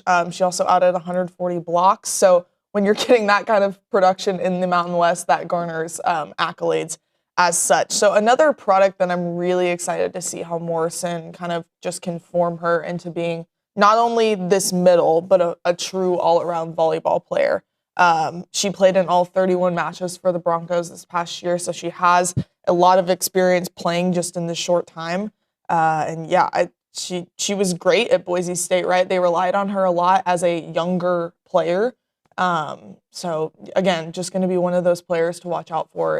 And you lost both of your middles, right? In Zapala and Perkins. So that is a position that you needed to hit hard in the portal. And for Morrison to do it so quickly speaks to obviously everything that this program has turned into. Now, he's obviously not done, right? There's a lot more work to go. This is a program that's losing 9 players. 8 exhausted their eligibility. Lexi Gwynn's transferring to Lipscomb. Where else? What would be top of your list as far as pieces that he needs to go and get? Yeah, I think setter. Margot Manning is coming off medical redshirted this past year due to a knee injury. So she's going to be coming off of a long process and getting back to the sport, right? Getting healthy and getting reps and things like that. So I think getting another setter that just has a lot of experience would obviously be beneficial. And then you are losing Ava Underwood. I could see Addie Applegate sliding into that libero spot, and then you have a really couple talented freshmen that you are bringing in that contribute a lot in the back row. So I think that may be another position. But remember, you're losing Logan Lednicki at that opposite position. So I could also see that be somewhere they go. They have 2 roster spots to fill. Doesn't necessarily mean that he needs to fill them. So going to be really intrigued to see where they go next. But yeah, I think setter would be my next. Yeah, big shoes to fill as far as the setter. Maddie Walk obviously led the nation in assists per set this year, and then perhaps the greatest A&M volleyball player of all time in Logan Lednicki. Those kinds of players don't really just grow on trees, but I'm really intrigued to see what Jamie Morrison and his coaching staff go out and get to round out this roster for 2026. Okay, stick around because we've got some other volleyball news to talk about on the other side, having to do with Miss Lednicki and her cohort of Finnecausa Paula. Don't go anywhere. You're listening to TexAgs Live here on a Monday morning.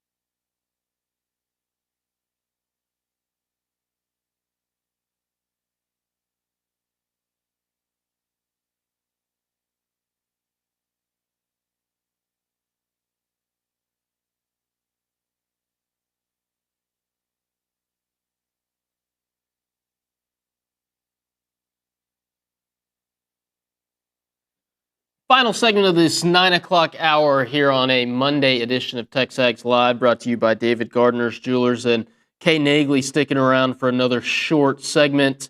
And I've got a question. What are you doing on Thursday, January 8th? Because Salt Lake City and Houston are going to be matching up at the Barry Center, 7 p.m. first serve. It's going to be the professional debuts of Afena Kosakpala with Salt Lake and Logan Lednicki for Houston. So former teammates, All-Americans, Aggie greats, going to be facing off on opposite sides of the net for the first time. Yeah, that's going to be a fun one. They face off 4 times during the season, so I'll be intrigued to kind of watch that. Who gets the first? Does Afena block Logan first? Does Logan get a kill over her? Yeah, that's going to be really exciting. I could not be happier for those two people. Yeah. They are great. Hall of Famers in the waiting, right? Whenever that period opens, they will absolutely go down as two of the greatest A&M volleyball players to be at this program. And it's crazy that they were here at the same time.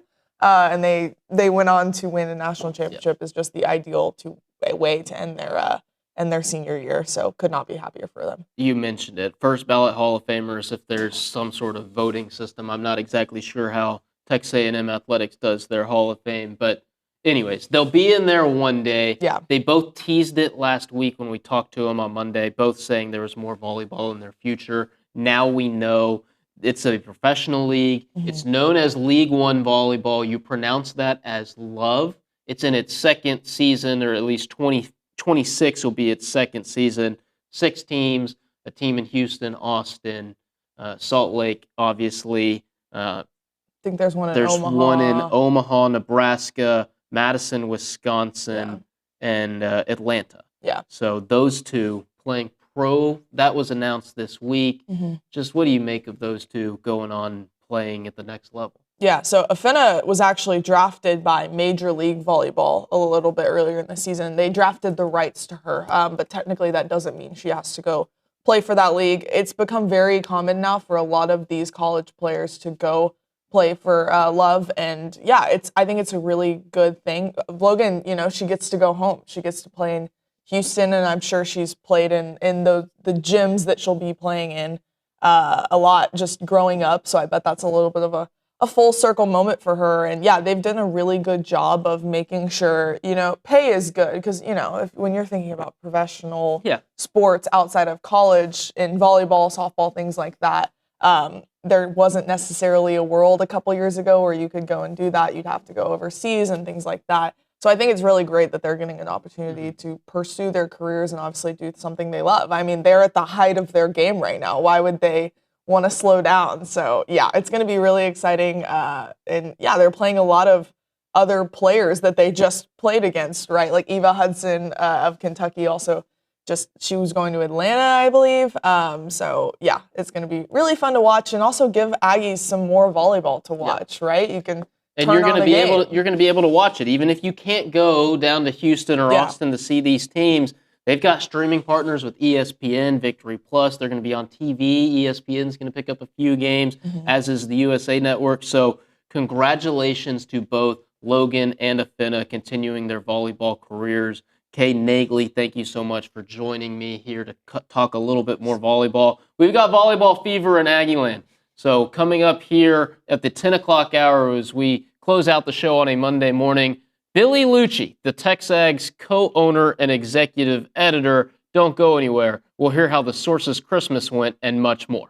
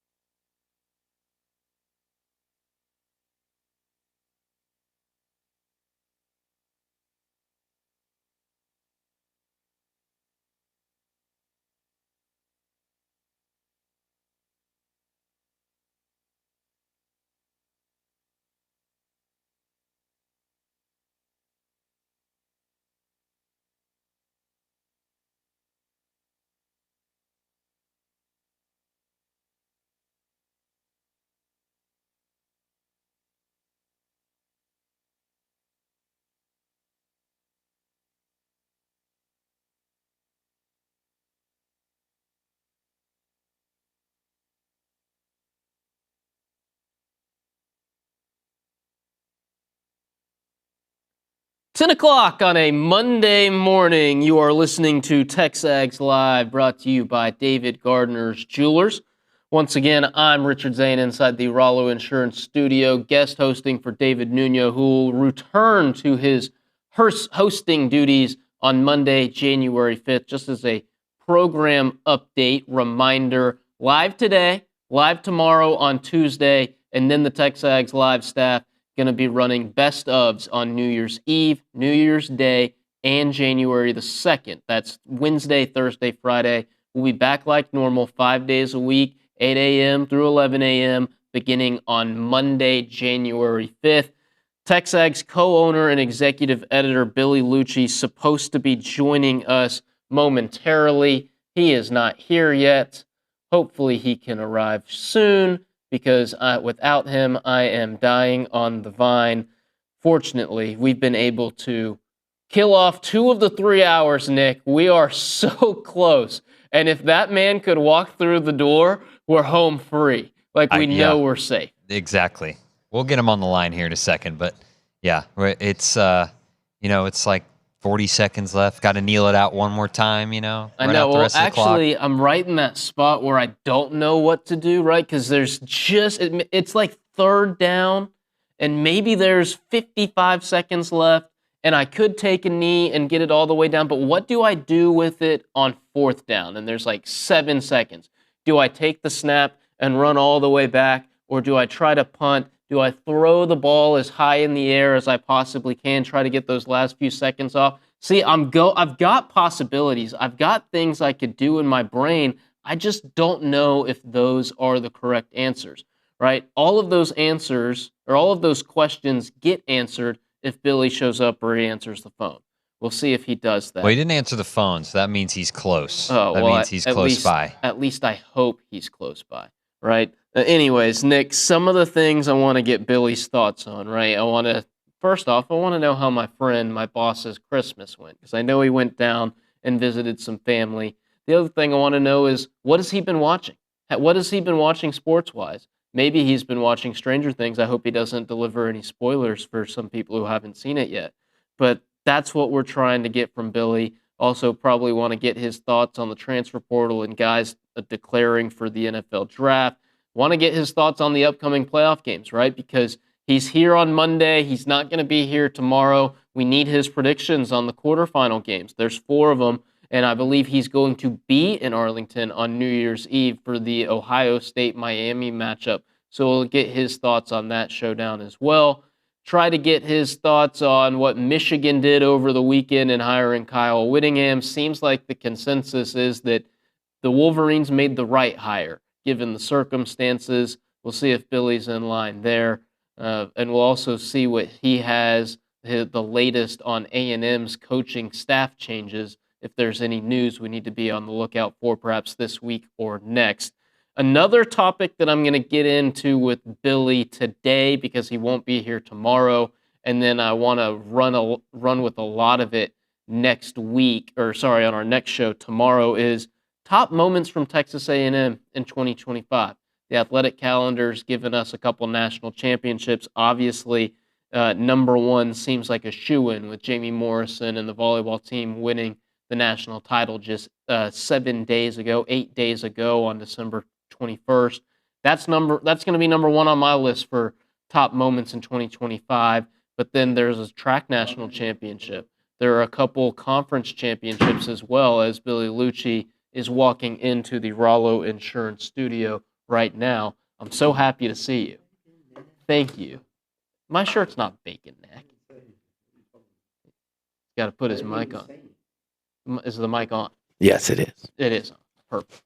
As Billy gets his mic situated and clipped on, we say howdy and Merry Christmas, What's Billy. up, Xenographer? Did you have a good Christmas? Yes, I did. Did you? Yes, I did, of Good, course. good. Did you get anything? Were you on the nice list or the naughty list this year? Did Santa give you a lump of coal? I did not get a lump of coal. We don't do too many presents anymore. I did get a nice little patio furniture reboot, so that was probably my only worth mentioning present. So Are there any like Liucci family traditions around the holidays? Oh that y'all God, do? just you picture an Italian Christmas. It's more, the traditions are more like are based around the meal and just having a bunch of people yelling and screaming and talking over each other. So, Well, I was except my sister, then she sits there and doesn't say anything. I'm glad you had a good Christmas. Yeah, it was good. You're headed up to DFW later this week, right? Going to a playoff game. Got you squared Yeah, away for the golly, Cotton Bowl. going to the Cotton It's Bowl. been a while. Thank you. We've been in kind of this. Shockingly, I'm going to the Cotton Bowl. I know everybody, I thought I was there to watch the Texas Longhorns last year, and I tried to tell people. God forbid a man I have tried friends. to tell. This year it'll be, why is he going to watch the team that beat us? Well, you make hotel reservations, you make New Year's plans with people, and they happen to be in Dallas as well. So that's what we're going to do. I'm pissed A&M's not there. You and me both. But I'd rather be at a game, watching a football game, than watching them on TV right now. Yeah. I don't want to hear the 4-hour hype jobs of all 8 of the teams remaining. Not to mention the 4 that are winning and hear them talked up. If it's the wrong teams winning, it's just going to like frustrate me more. So, yeah, I mean, being there and watching it live and in person will be fine. I'm actually curious and interested, just to see how Miami fares against Ohio State. It's either going to make you feel worse or better. I mean, how do you feel like if Miami went out and, let's say, beat Ohio State or took them into the deep waters in the fourth quarter? Does that make you feel better or worse? I think it'd make you feel worse going, well, Miami and A&M played like a 58. I think Miami, it was a pretty even game. Just how do you like seeing it? I mean, I thought Miami, had the better run game. A&M outgained them by very little, but outgained them. But also you could sit there and go, damn, and they also left a lot of yards on the field. But Miami played that game in the way that won that game. But no matter how you want to say it, a very even football game down to the final snap, essentially. If they were to go beat Ohio State, does that make you feel worse going, we could have done that too? That would make me feel so much worse, right? Yeah. Because, and I know Same. Ohio State on paper is more talented than both Texas A&M and Miami, but anything can happen on any given Wednesday in this sense. Yeah. But I still, I expect the Hurricanes to give the Buckeyes a game. I'm just telling it's you. It's a quarterfinal game. I expect them to be close, but I don't know if that makes me feel any better or worse. Okay. I would feel, if Ohio State went out there and just slapped Miami around, You'd be like, okay. you go, okay, we were just, all that cost us was having to hear people's crap and the fun of the post game, and then the 12 days, 10 days or whatever of build up, and the fun of walking into that stadium thinking you had a chance to win. I think it's going to be a good game. I think people like you just did. I think people are exaggerating the talent gap between those two teams. And I think there are areas that Ohio State has an advantage of why they're going to be favored to win, and they should be. Come out. Did I exaggerate the talent gap? I just said I think they're more talented than us. Yeah. But I didn't say by leaps and you bounds. said than Miami, and I'm looking at Miami and A&M, and I'm going, Miami and Ohio State, I'm going, I think it's not as big a gap as you might think there, to where it's like, yeah, I know they've got, they've got Smith, they've got 2 great receivers there, they've got Sayin, who was a Heisman finalist, and they've got, Caleb Downs. They've got a great pass rusher. I'm just telling you, man, across the board, top to bottom, I think Miami, take the trenches, for example. Yeah. Their offensive and defensive lines might both be better. It's football, line of scrimmage. They might be better on both. So I just don't think Miami can score enough. I've seen stuff coming out of Miami where they're saying that Shannon Dawson and them really dialed it back because of the wind and because of Carson not wanting Carson Beck to lose it. And I agree with that. I think both sides, I think maybe Colin Klein should have gone maybe a little more conservative in terms of throwing those horizontal passes, trying to cut through the wind that have to be accurate and on time. But it's almost like you're going, well, Shannon Dawson in Miami would, they played it close. You didn't play it that close to the vest where you were at risk of losing the game, in the final 30 seconds, or you were at risk of not breaking a 60-yard run and punting the ball back to A&M to lose the game. That's silly. To say you played it conservatively because of probably the weather conditions and because you thought you could win a defensive struggle, that's fine, and that's accurate. But I just don't think, even if he opens it up, I think there's more there that Carson Beck can do than what he showed, especially if he's getting the ball to Malachi. But I still don't think they can score enough. And I think Matt Patricia versus Carson Beck, and I think they'll do a better job of stopping Miami's run game. So, and with all that said, Miami scored 10 points Saturday. And if you want to say they missed 3 field goals, so give them 2 of those, and they score 16. And they're sitting at 9 with a minute and a half left. So, that's where I'm still going to pick Ohio State, but I think it's going to be a hell of a fun, physical football game to watch. And I want to see Ohio State because I've said all year I don't think they're as good as they were last year. I think it's going to be much closer than the 9.5 point spread. Yeah. Ohio State, they haven't played in 4 weeks. They didn't look great the last time out. When they played the game before, I don't think they looked great their last 2 times out. Michigan and they kind of pulled away from Michigan there. But and by the way, all the stuff about Sharon Moore, I also don't think he's a very good head coach. No. That's out there too that people don't talk about enough. Their last couple games, when they played Texas, they were sitting on, they scored 14. I know it was the first game of the year, but I just don't love their offense. And if Bain and Mesidor and that Miami secondary, if they can make things happen, I think they can keep the score low. What about the other 3 games? Who do you like in Oregon Tech? I actually like Tech. Really? I don't like Tech. I like Tech in that game. I think Tech, the more I watch Oregon, I just don't. Again, I go back to like lines of scrimmage. I think Tech's D-line wins that battle. And then I don't think Oregon's defense is great or anything special. So I think that's what I wanted to see is when Tech runs into a defensive front that's just a bunch of ass kickers, how does their offense fare? Because so much of that is based off them being able to run the football, keep their quarterback out of negative situations, out of problematic situations. I don't think their passing game is like going to light you up. They will hit some big ones. But, man, when you play Oregon and then Indiana, if they win, and Indiana lost quite likely their best defensive lineman due to that post-game celebratory leap, and he tears his knee. It's an interesting path for Tech. So I was liking Oregon in that game. Now I like Tech. I like Georgia over Ole Miss. I think Kirby's going to be on a mission to prove that first game, like Ole Miss, doesn't belong quite on their level,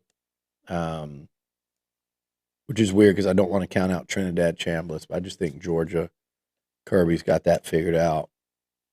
And then Indiana, Bama. Have you seen the forecast for Pasadena on New Year's Day? No. It's going to be wet. It's going to rain in Southern California. Never rains. It never rains in Southern California. Interesting. I have not seen that. I would go with Indiana still. I know people are starting to trendily pick Bama. I think they also might forget that Alabama was like that close to getting run out of Norman, Oklahoma in their last game. And then OU and Mateer just with a meltdown job. So I'm still not trusting Bama enough to pick them over Cignetti, Mendoza, and those guys. And Cignetti, because of the ties to Saban, because of all that, he wants to win that game in the worst way. So we saw last year that the teams that had the long layoff, the first round bye, I believe all 4 of them lost the first time we had this 12-team format. Obviously, they've changed things a little bit without the auto bids and everything. But you just picked all 4 teams that have been idle for 4 weeks to advance to the semifinal. Do you think that we are, as a collective college football community, making too much So of you the time don't off? want me to go after you for doing this. So you went collective college football Yes, community. go. No, you know what? Let's not do the collective. Go after me because you haven't gone after me in a few days. Go for it. I know, and this is not going to be the time I do. We're going to sit this one out, and I'm going to say yes. I think they're making too much of it because I do think there's something to sitting that long. I do, especially when you can play a game and still get like 10, 11 days off. Not off, but 10, 11 days between games. So it's not like the teams that played are overburdened now and beat up. And so, yeah, I think it's advantage to the teams that did play, that won. I do. With that said, last year, it's a 1-year sample size, and you had Boise State and Arizona State. Arizona State played Texas. You could say that, well, I think Arizona State started slowly and then came on, so maybe that layoff hurt them. Texas was a way better football team than ASU last year, and that game was decided in the final minute. So you can't say that, like, oh, they weren't as good as they were. Boise State was grossly overmatched by Penn State, and they got their asses kicked. They shouldn't have been there. That's why they changed the rules. And then Oregon got beat by an Ohio State team that was beating everyone and did it throughout they beat Tennessee, Oregon, Texas, and Notre Dame all in a row. That was by far the best team in college football. So it's hard to – and then Georgia got beat by Notre Dame. Well, do you know what was going on with Georgia? What was that? Carson Beck got hurt in the SEC title game, and Gunnar Stockton was making his first ever career start. So every single one of those should have an asterisk by it. And so almost none of those carry any weight with me. So we don't know yet. You know what I'm saying? Do I think I'm going to hit 4 out of 4? No, I don't. I think our track record this year would say I'm not. But I'm not sitting here worried about which teams had the layoff and which didn't. Billy Liucci just smacked me around without That wasn't you. smacking me around. That was not you. Yeah, he smacked around the collective college football community. Yeah. Plenty more from Billy Liucci here on TexAgs Live right after this break. Don't go anywhere.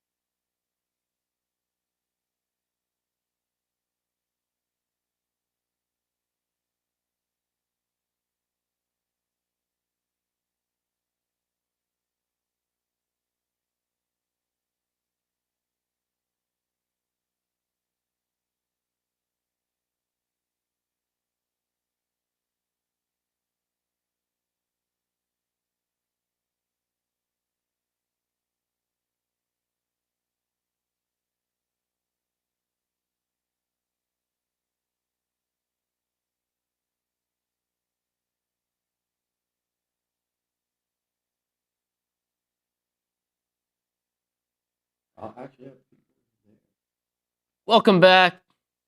Monday morning, TexAgs Live, brought to you by David Gardner's Jewelers. He's Billy Liucci. I'm Richard Zane.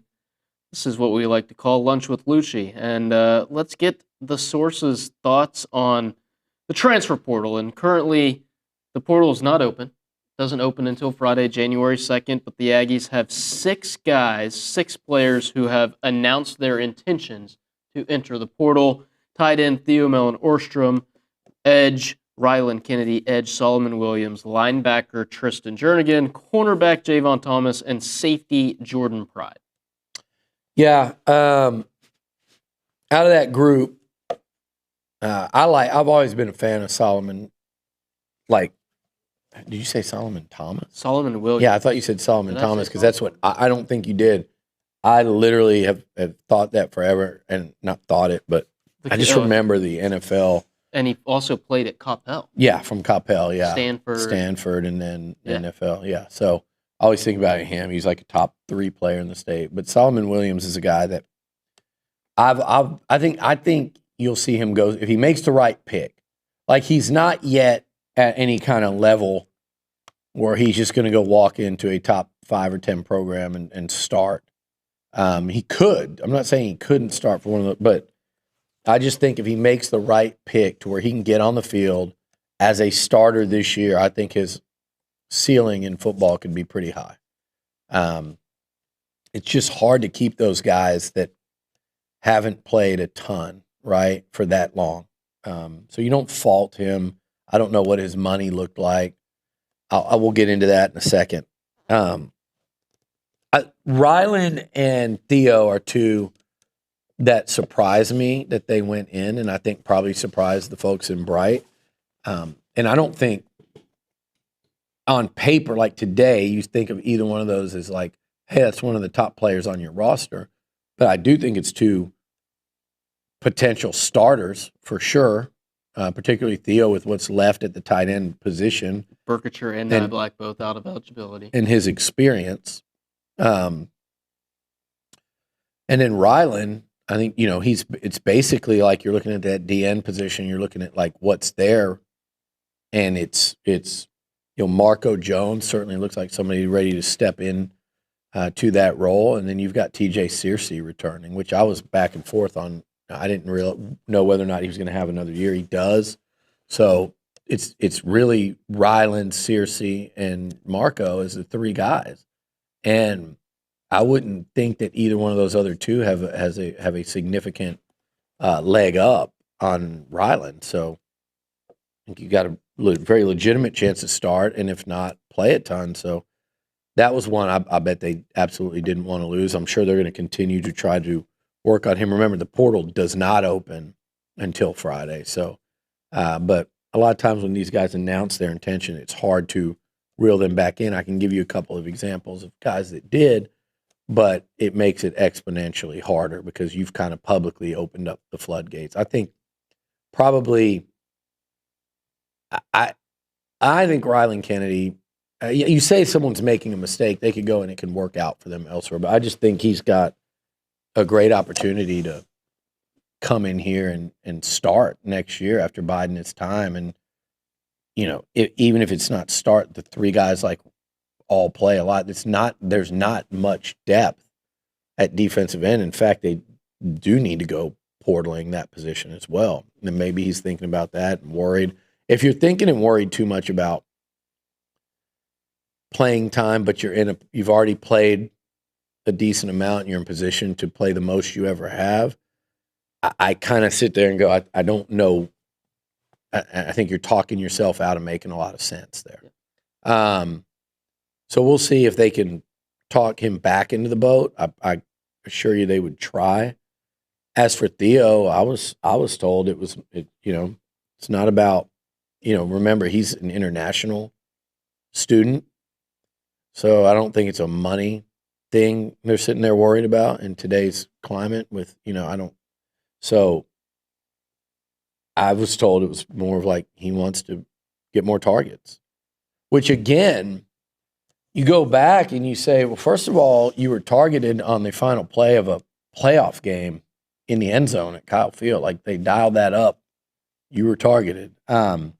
Second, you take out Burkature, and if Theo wanted to elevate his game further and become the focal point at tight end of a room where that you've got Keati Armstrong, who is a true freshman, and that's pretty much it. Michael Riley coming back. But if you wanted to be the focal point and say, hey, don't worry about spreading the wealth with this year's Nate Burkature because there's me, I think you could have done that. Now, I think Theo's strength is catching the football.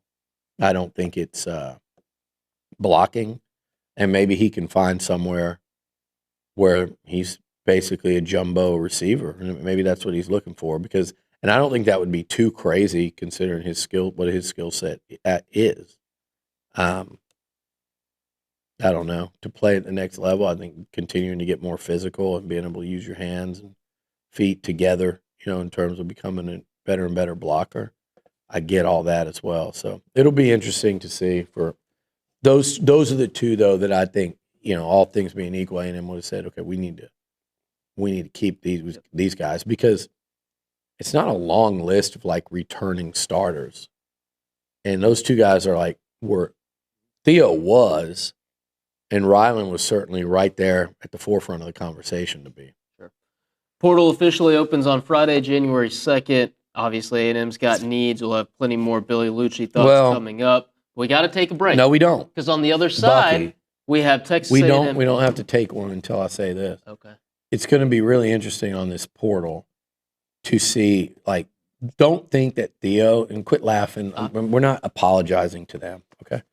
And the break's not 5 minutes, and Bucky's on at 10:35. It's going to be really interesting to see with this portal thing, Richard, as you're smirking at the camera, it's going to be really interesting to see if more names like Ryland and Theo go in, because I do think I would caution that you're going to see a couple probably that everybody goes, oh, what? And I think a lot of it is that Mike Elko is gearing up to go really heavy in terms of high-end portal additions, like more than I think most fans think in terms of the number of them.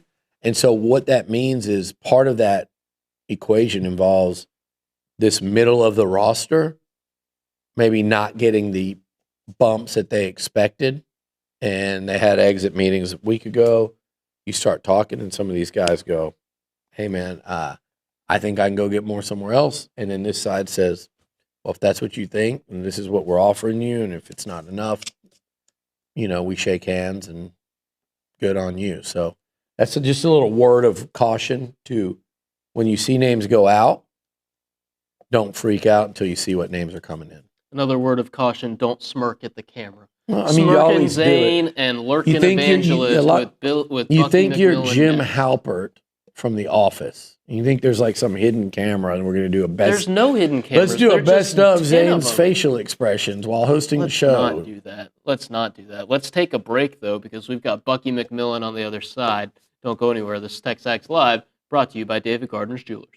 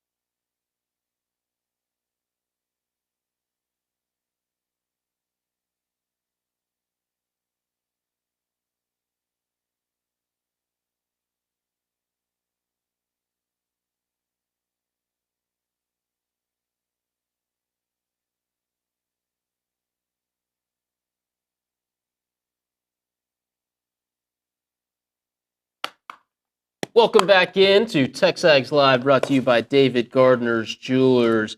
Luke Evangelist, TexAgs basketball analyst, joining us inside the Rollo Insurance Studio. And now it's time to go out to the Buffy's Catering and Bartending Hotline, where we are met by Texas A&M head basketball coach Bucky McMillan. The Aggies are playing Prairie View A&M tonight, 7 p.m. tip-off on the SEC Network Plus if you are unable to make it into Aggieland. And, Coach, I believe this is the first time we've had you on TexAgs Live on an actual game day. So what does the game day routine look like for Coach McMillan? Well, hey, if we win this one, we're going to just have to do it every time. So my game day routine is going to be to schedule more Monday games, or we're going to have to move the TexAgs Lives to every game day. I like it, Bucky. How's it look? How's it felt since getting back from a quick Christmas? I know you guys don't have much of a break, but a quick Christmas break, and really, I mean, the last break of probably any kind until sometime in March. Yeah, no, it's good, man. The guys got to go home. Some of them did. We had 4 days off. We came back pretty refreshed. You know how it is, man. It's more mental than physical a lot of times, just a bit to get away from it for a little bit. So they're glad to get back and have some good practices, and they're pretty excited to play tonight. This is a team that's, you know, I mean, I tell you, I'm pretty straight up about, hey, it's when you're working on yourself a lot, and when, hey, I'm pretty real if a team can, you know, it matches up well with you, good or not. This team is a dangerous team we're playing tonight. And I think our players know that because the last game they played was LSU, where they led, you know, the majority of the game. They got really good players. You know, they got some high major players that, for whatever reason, aren't at high major for various reasons. So I think our guys are amped to play tonight because they know it'll be a high scoring game, and hey, it's a game that, you know, we have to play well in. You mentioned LSU too, and not to.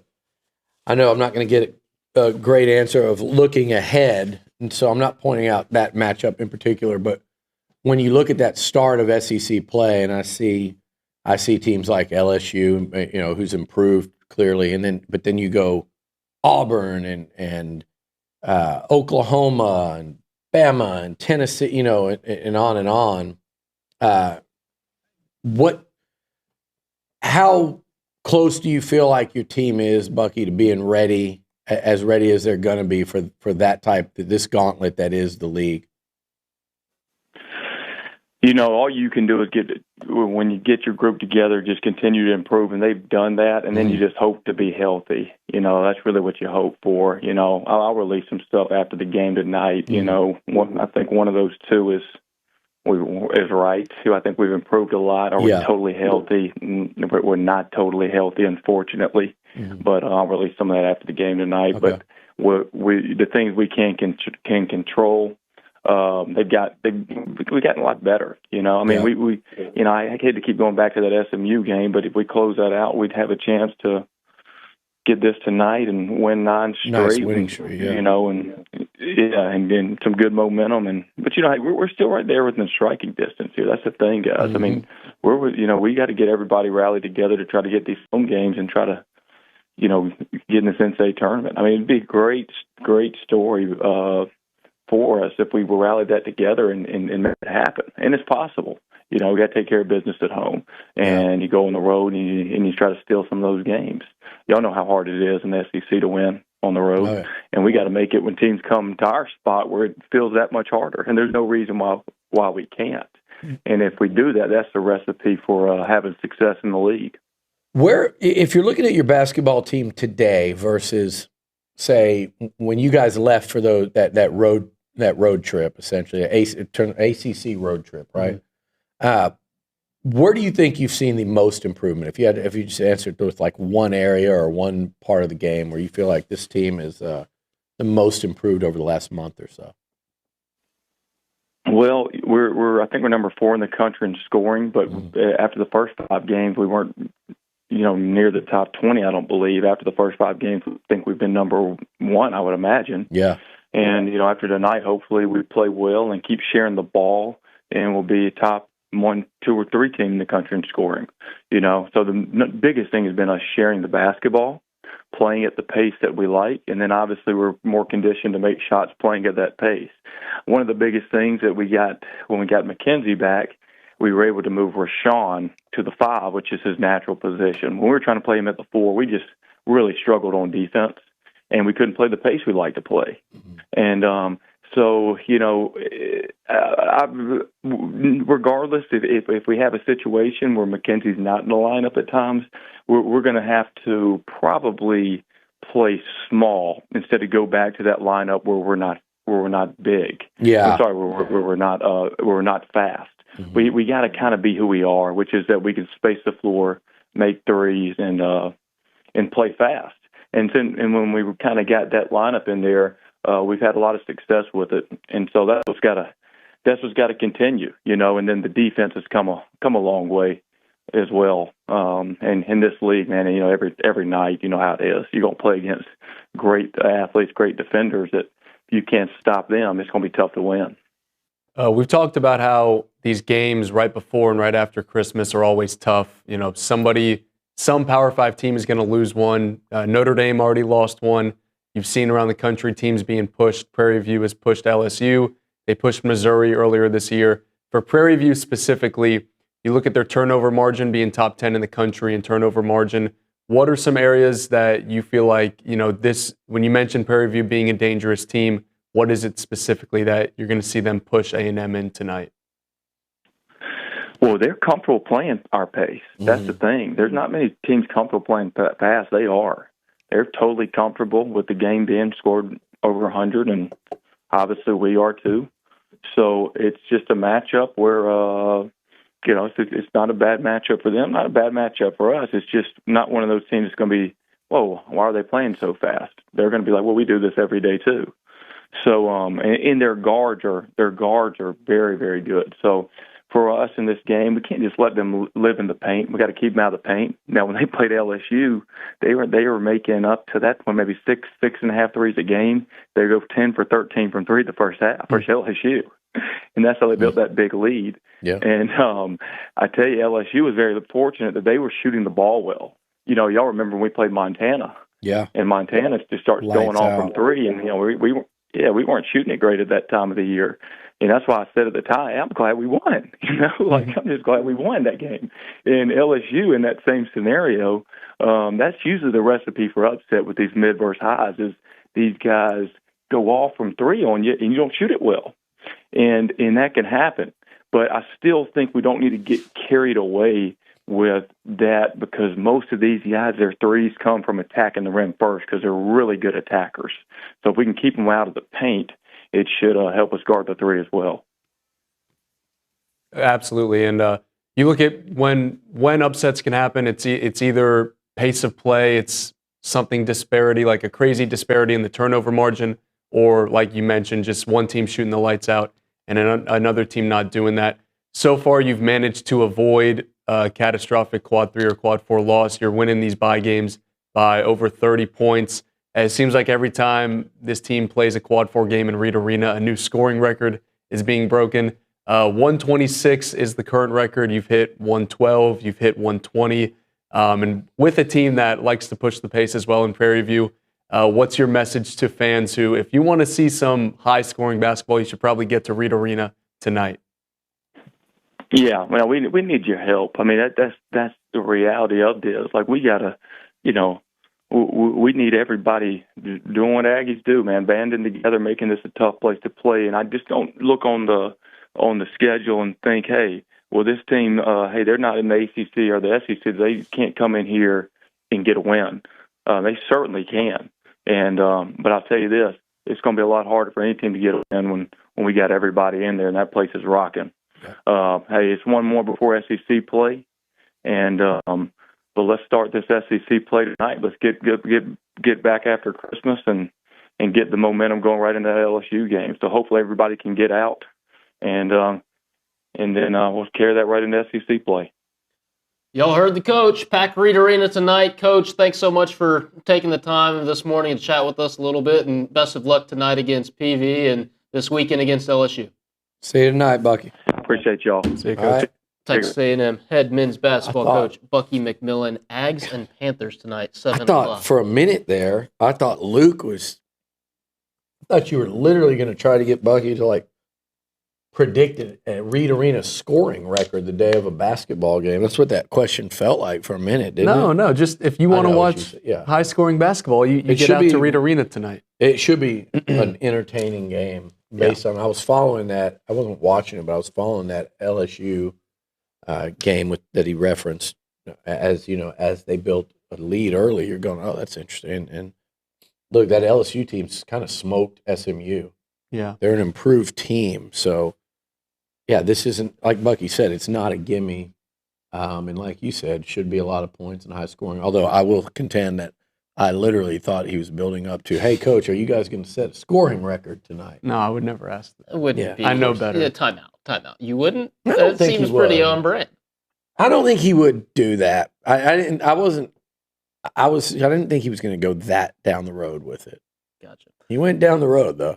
I just want everyone to know that it's going to be a high-scoring affair, and like let's pack Reed and get a good crowd out. And if you like offense, you're going to love what happens tonight. The Pack Reed propaganda. I think if you like offense, you're going to like you will like watching this team already. You know, like you said, they're scoring, they're up and down, they're fun to watch. I think that's going to continue. I think they've gotten so far past that.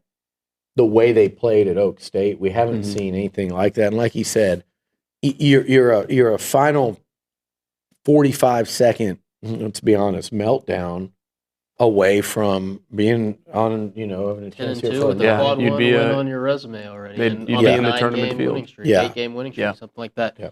Luke, thanks so much. A&M basketball tonight against PV. One more segment on the other side here on TexAgs Live on a Monday morning.